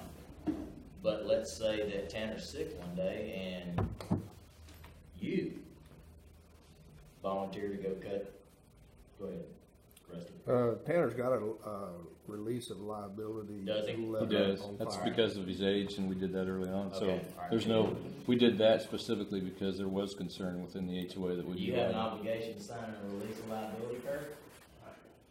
$7.50 an hour I make after taxes. So, yeah, and we can do that too. But let's say we've got a last minute ditch and Lynn, you just happen to be in from Colorado and you're like, hey, I know how to operate the mower. You get out there and you fall off the mower and you cut your arm off. Well, I did it my own liability and risk for over 10 years, so I just we wanna make never sure that had any insurance. I want to before. make sure that we're covered and we're not going to get sued, and this insurance policy here is enough to do that. And I think it is from that standpoint. You know, I wouldn't object if, you know, to pay as deductible, you know, just to get paid. She's very easy to work with, and she'll do a good Right, job of exactly. finding it for you. So, but I wanted to bring that up. Also, there's been some questions about transfer fees on purchase of property. You don't pay a transfer fee. We don't require a transfer fee. And some of y'all are looking at me like I've got a horn growing out the middle of my head. So let's say that you buy a property in Elkins Lake. I've lived in Elkins Lake twice. I didn't learn my lesson the first time. You pay a transfer fee whenever you move into that subdivision. It's $2,500 now. Yes. The transfer fee covers, they have a golf course, they have 2 swimming pools, they have a dam that has to be maintained, they have a restaurant, stuff like that. So we don't have We don't have So that. it's not a concern. It's Good. not a concern. All right. So, if anybody asks, hey, is there a transfer fee, and Jackie would be the one, because she's selling lots out here. If there's a transfer fee that's required, no, there's not a transfer fee to pay, not $125, not $150. I called the management company and said, hey, where's this coming from? And they were like, oh, well, I don't know. So, What there is with that, and we had to deal with that with the G's house, is we had to do a, Well, there's, dues still owing, and we have. yeah. exactly. Yeah, there's, Right. that's Yes, the 'cause before a kicker piece of that property kicks in. sells, whoever the title office is, whether it's Walker County or Abstract, they send me an email. Hey, we need to know about this property. I get with Mo. Hey, are they due any dues? No, they're not currently due any dues. This is the way we can pay the dues. This is how much they cost. Respectfully, Jack Dan, you got a question, call me. And see, that's what people would pay transfer fees for. Right, is to have- exactly. Is to have a management company take care of all that, and send it to Right. the top company. We don't do that. We don't do So that. it's not, it's a moot point. So, Yep. boom. So, I had the question raised about contractors. So, let's say I built my own home. Me and my brother own a contracting business together. He does a whole lot more of it than I do because I don't have the time. He's a Houston firefighter, and pretty much all they do is eat and sleep. So, Collect that big check. yeah, collect a big check. So, so I'm a contractor and I want to build a home in Bentwater. Well, in order to build a home in Bentwater, I have to pay a deposit. And the deposit is not so that I'm going to follow the deed restrictions. It is called a utility deposit because they maintain their own roads. It's a private subdivision and it's gated. So if I go in there and I damage something, I pay this deposit, they keep that deposit, and then any other expenditures that it costs over that deposit. We're not gonna require our contractors, any contractor that wants to build a home in here to pay any type of deposit like that, because as you can see, our roads are county maintained, and they do a fine job. Is that kind of maintained? So, with that being said, so if anybody asks about that, no, we're not doing that either. That's pretty much it for me. Does anybody else have anything that y'all wish to talk about? In line with that, I'd like to make a motion that the board address the county and ask them when and what they're gonna do about the condition of I our go to road. church with the lady that pretty much runs the show up there, so, I'll talk to her and be like, hey, I've talked to brother. I talk to Jimmy Henry from time to time. If you call them, usually within days, they're out there patching stuff, and if it gets bad enough, they'll come in and do the asphalt topping on it. They really need, They didn't ever ask us everything. when they had leftover asphalt Yeah. just to come and dump it wherever this was Well, you know, appropriate. the section, they've done a couple of sections of asphalt, which is what, contrary to what they've done in the past with that chip and seal. And I think the more value we put on the ground out here, and all the additional homes we're building, and all the taxable value that we're putting on the ground, Maybe we get the whole thing asphalt? we get the whole thing asphalt. I agree. And That would maybe- be the ultimate thing, and it may, Yeah, cause the hot patch gets beat out. we did that once before in a previous place that we lived in. They may want to charge the development a fee for doing that, but for property values and just the aesthetics of the entire, Yeah. It sure would make it easier to sell those lots and increase their Absolutely. revenues Yeah. if the streets look good. Yep. You know, and I'm showing these lots and people complain, I don't want to live on these streets, they're terrible. It's real hard to sell those lots. yep. So is there an action item there? You brought it out in your beginning, your opening, about financial transfer. Okay, I can't hear you, bro. I understand why. Okay. All right, what you got, brother? You were talking about financial transparency and everything when you first started talking this Right, morning? yes. Okay. It's been September of last year before have been giving any documents, bank statements, checks, bills, whatever. And me and you've talked about that, and I'll give you those, so you Okay. can put them on the website. It's gonna take me a while to catch up. What else you got? Set fire to For you, So- Jack? your- Okay. Point of order, there's a motion on the floor. Yeah, did you? What? Well, The motion was that the board address the county and ask the county to do when and what they're gonna do about our road. And we do that without a motion. Yeah, I'll do that without a motion. I Yeah. talked to Well, Jimmy. then I'll I'll rescind see the her motion, tomorrow but you at had a church. motion on the roll, on the floor. Hey, I I think I've proven a man of my word to you. I don't question that, I'm just doing Robert's Rules of Order. What you I'll want get for, I it rescind at it. church, and it'll probably call for a meeting for me to go in there and sit down with them. The cul-de-sacs are the biggest problem. Oh, yeah. They're the ones that you're catching the brunt of the blow, because everybody goes down there and turns around, the big garbage trucks. Yeah. We School did have buses. school buses doing that for Yeah. a while, so it's something that they need to be addressed. I know y'all's cul-de-sac. So you will address without a motion, right? Yes, I will address that. I'm not gonna, until I get all the construction done, there's no reason to really, I'm planning for what I need to do, but as soon as the truck come in and out of there, it's just gonna tear anything we do up right now, so. Yeah, the county recognizes that if there's construction going on, they'll wait until that's finished, and then they'll come in. When I dug out the drainage, the mud had collected up, and we were starting to hold water inside the culverts, but other than that, I'm leaving it alone until we get finished with the real construction. That's wise. Ms. Joanne, I need for you to, do your part about the sign. Well, she's coming up. One other thing, we did see just south of Mitch's, probably a herd of 10 to 12 pigs the other day. Yeah, I was A bunch of gonna little say- ones again, so if anybody in the neighborhood sees hog, either call Jack, you can call me, or Kenny, or anybody, because we're, You can our call goal- Kevin, but he needs adult supervision. yeah, but the rest of us don't have any problems eradicating pigs at any time. I just Well, can't don't get leave a me clear out shot of that, anymore. good God. You can go too. I mean, You'll be the first, because you got the night. you know, if there's that sort of fun to be had, please call me. Don't shoot the cows up the north end. Say again? Don't shoot the cows up the north end. No. I wouldn't do it from my house, I would actually go down there. I I did. mean, I could do it from the house. I've shot several, but you now get a clear shot with what's behind you. 24/7. I was actually hunting last time. If I'm in Israel, I'll call Jack and say, there's a hog out there, go get him, so. Oh, yeah, whoever, just bring back. We call you first and then Jack. Either way, Okay. pick one. I'm gonna look at this for the entrance sign. I feel like it's really enhance our neighborhood to have that. This is your So anyway, I was trying to come up with a plan of what it would look like. And I'm a visual person, so I started looking at signs, to get dimensions and ideas. That Greystone Hills that's out on 3083 is really nice, and I like the size of it and everything. So that's kind of what I'm patterning.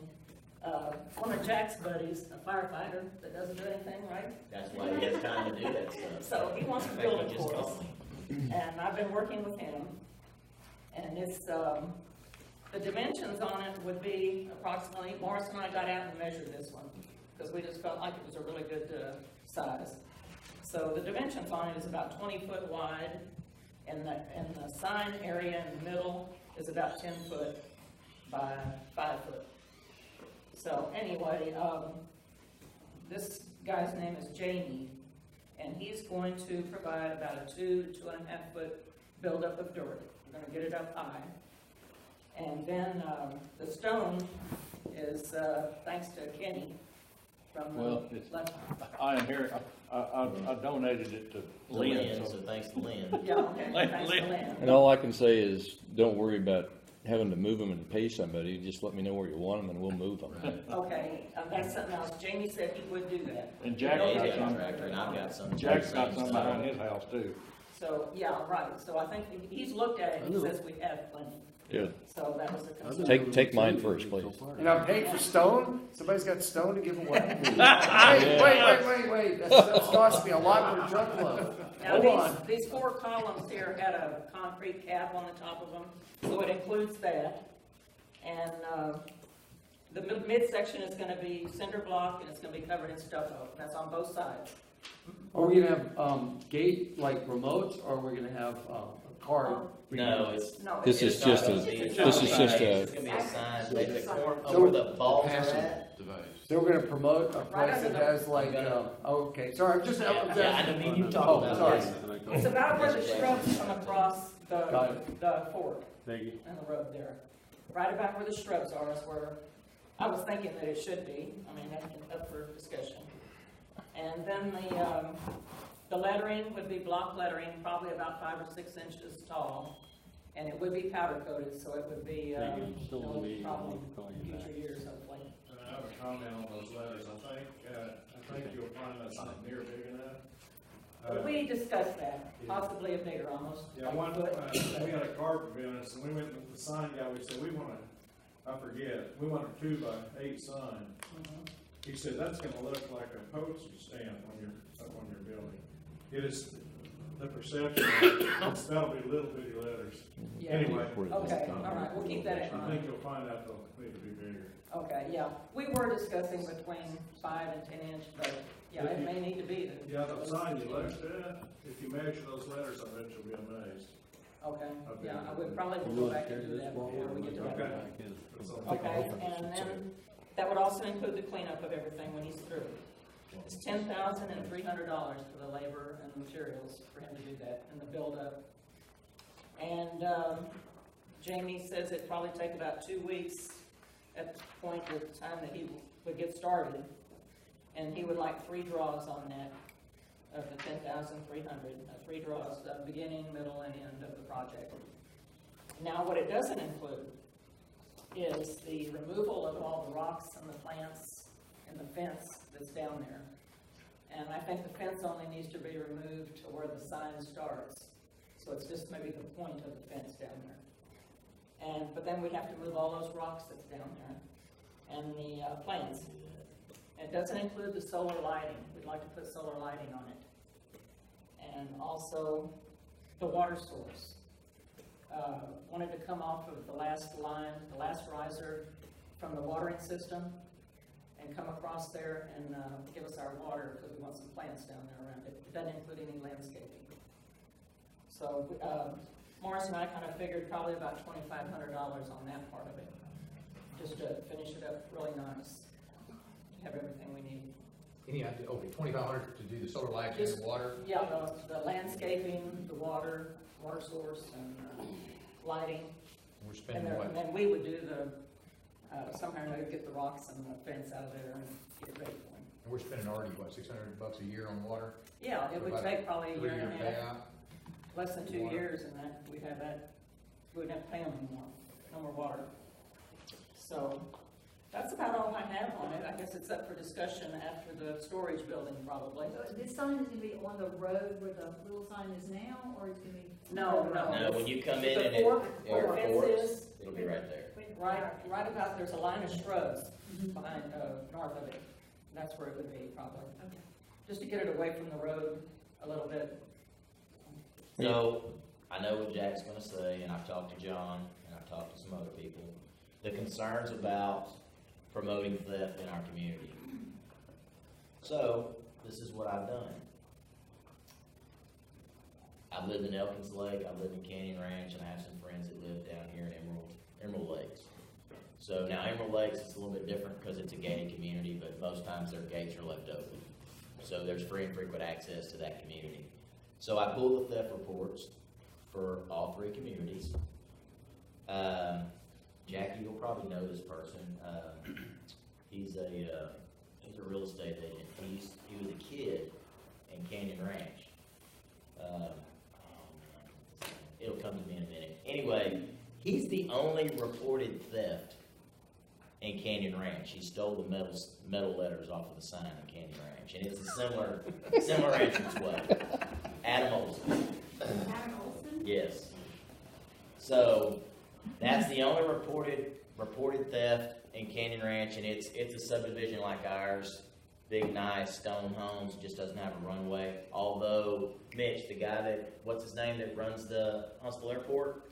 Wade. Yeah, he lives on the back, and he has a runway. He's built a runway strip back there. And his wife used to walk the neighborhood. So Elkins Lake, yes, there's been some reported thefts in there, but most of that is done by the kids that live in Elkins Lake, and they're all B&Es. Well, one I can think of that we've had was the Skiller's trailer. Skiller's trailer. They I tried think to that's come the in only and one I pick can it up. remember. Well, And it- we had something stolen off of Ted's lot in our back. Oh, yeah, we did have that sprayer. The sprayer system was disappeared. And we're suspicious of potentially the Hare or somebody that he knew went in there and saw that sprayer sitting back there and So the removed it. concern was, Yes, ma'am. I think that the sign is a good idea, that it deters, crime, because it shows more of a cohesiveness in a neighborhood or an area. Whereas otherwise, you go out in the country and you go mailbox bashing, but you're not gonna do that when it's in a neighborhood type thing. I think it would be a real asset to our neighborhood as well. I'm very surprised, that the HOA might be paying for this. In my experience as a realtor, the developer who still has lots for sale, they pay for the community sign, not the residents. Good idea. Just putting that out there.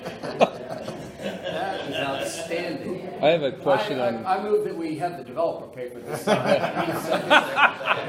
what, are we gonna also put our identifier, because any Yes. airport sign, put the Yeah. identifier and the airport elevation on it, that Yeah. just looks official. in my Yeah, the opinion. identifier and all that stuff. Yeah, it's all cool. right. Yeah, if y'all have Perfect. Yeah, Kenny? Yeah, I'd like to mention that one other thing was talking about the theft and all that. Yeah, I think we ought to look at like a neighborhood watch thing ourselves too, and, have some method Sticker? to send out information. I've tried to do this before on suspicious activity, and, I've actually called the Walker County Sheriff's Office on the tax assessor out there, and I didn't know that's who it was looking in my window, but anyway. Jack tried to shoot her and missed. But anyway, I think that's I think we could look at like a neighborhood. We watch talked program. about that once And, before, I'm gonna tell you that one having a night- sticker. I'm bad I got OCD a about call, it myself. there was somebody out in front of Kenny's house, and I rode down there, and they're in a maroon minivan, they're looking at the stars. I was like, you got to, I was like, bump it that's on what they down. told partner. you they were looking at. Or they Bump park it at the on end of the down. cul-de-sac and Well, they had a big long telescope. you laze so them, I they- just assumed Okay, right. that's what they were doing. I was like, hey, partner, you gotta load up, bump it on down. We- Green same laser place really as works good on the kids at night on the cul-de-sac, Rusty. having a party. What you got? Damn first. Before, we've talked about building things just close to the runway as being a safety hazard. Now we're building something on the runway.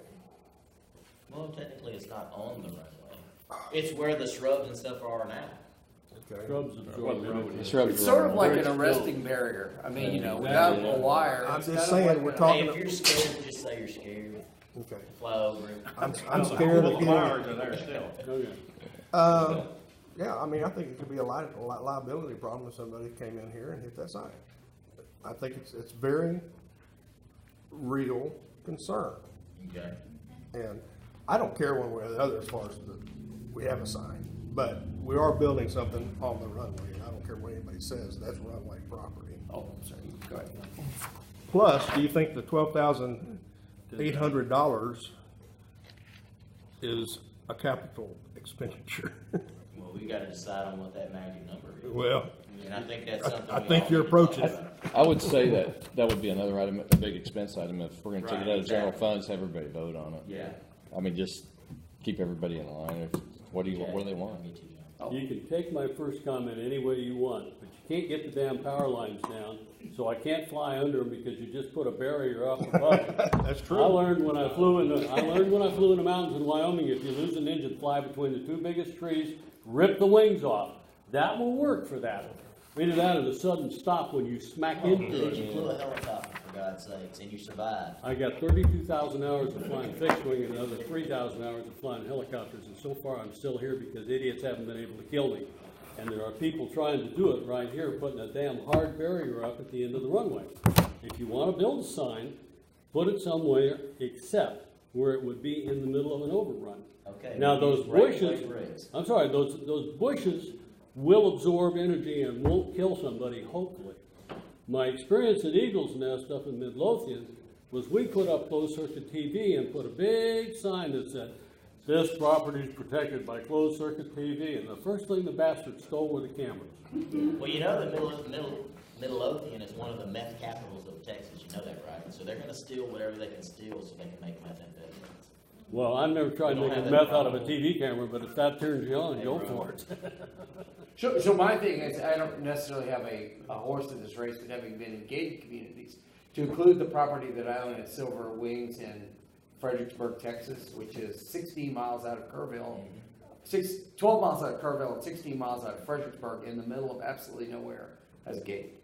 And, you know, I don't mind promoting it and building, you know, allowing our property values to go up by making things better, like our roads, cul-de-sacs, having a sign. But if we are gonna do that, we shouldn't do that in a manner that allows us to make ourselves, make people aware that we have a lot of expensive toys back there without taking the additional precautions. And so, I mean, I think if we're gonna do this, you really ought to consider moving to a point where you can make it a gated community. Yeah, there's a problem with that because we have people that have access that aren't part of the community. Well, we can get them involved in the conversation. That's true. I mean, You to can be try honest it. with you, it is a fixed number of, I get it, but, you know, I look at, I mean, you guys all know, I've got an RV, I've got military trucks, I've got trailers. I mean, I have a lot of stuff that I'm gonna be hiding in my hangar. I really don't need to have somebody having a need to come and, you know, see, oh, they're roaming around looking. So you just want to So call if attention to ourselves. What's that? Shake the Well, sign, and we call are, attention and to that's ourselves. okay. But let's do it where we limit access somehow. I mean, I don't, again, I don't say these things to be for or against. I say them so we have a reasonable debate about these things. Having lived in a super high-end gated community in San Antonio, which is a pain in the ass, and having a gate at Silver Wings, which just kept people that were out looking around out.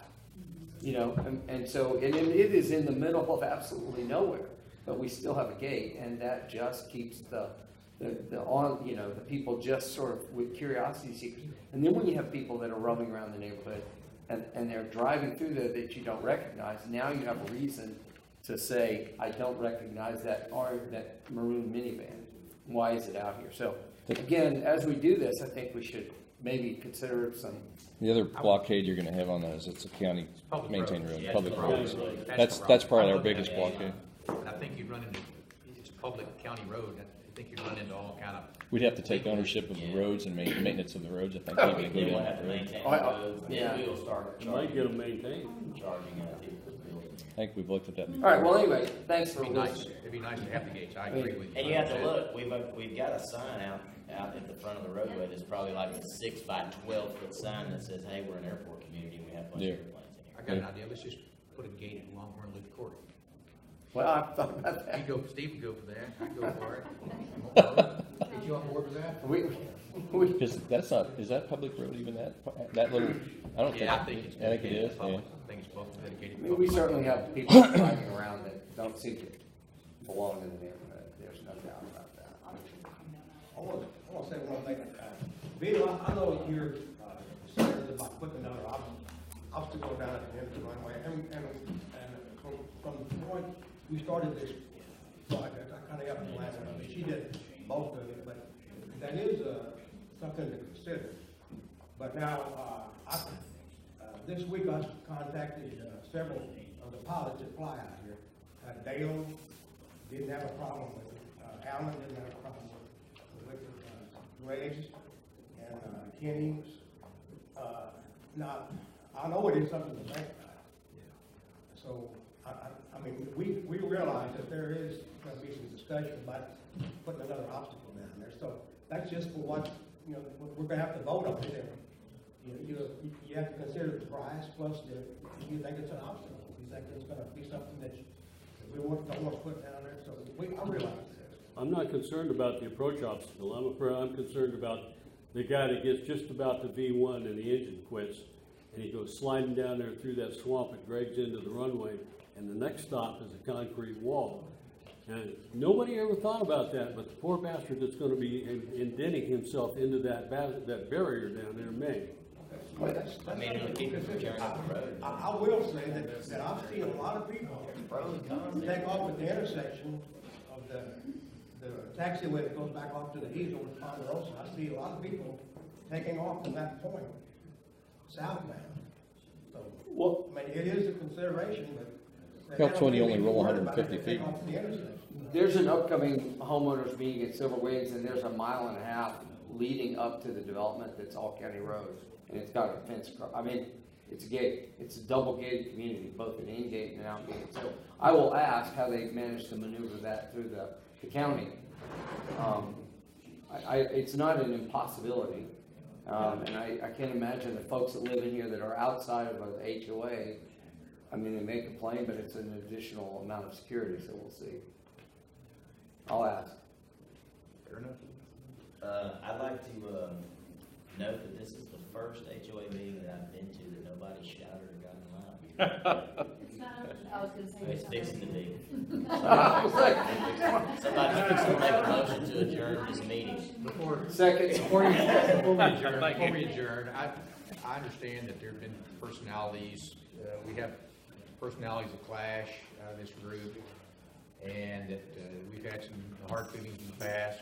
I would hope that we don't have to be friends, but I would hope that we could all maybe work together for our common benefit, which is the runway, the safety issues, reasonable deed restriction enforcement, things like that, where we don't clash so much, work on common stuff. That would be my hope for this year. So I'll try and do my part in that regard. Hope everybody else will as well. And odds are, I'll probably be the person that's coming and talking to you about whatever complaint may be. If you send me an email or a text message, I'll just come and, I'll call you up, you got some time, we'll sit down and talk about it.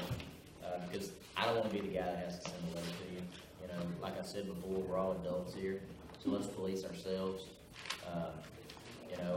I know that I've got some posts and some parts of a privacy fence piled up behind my barn, but as soon as it dries up around a big huge bonfire, we're gonna burn it all.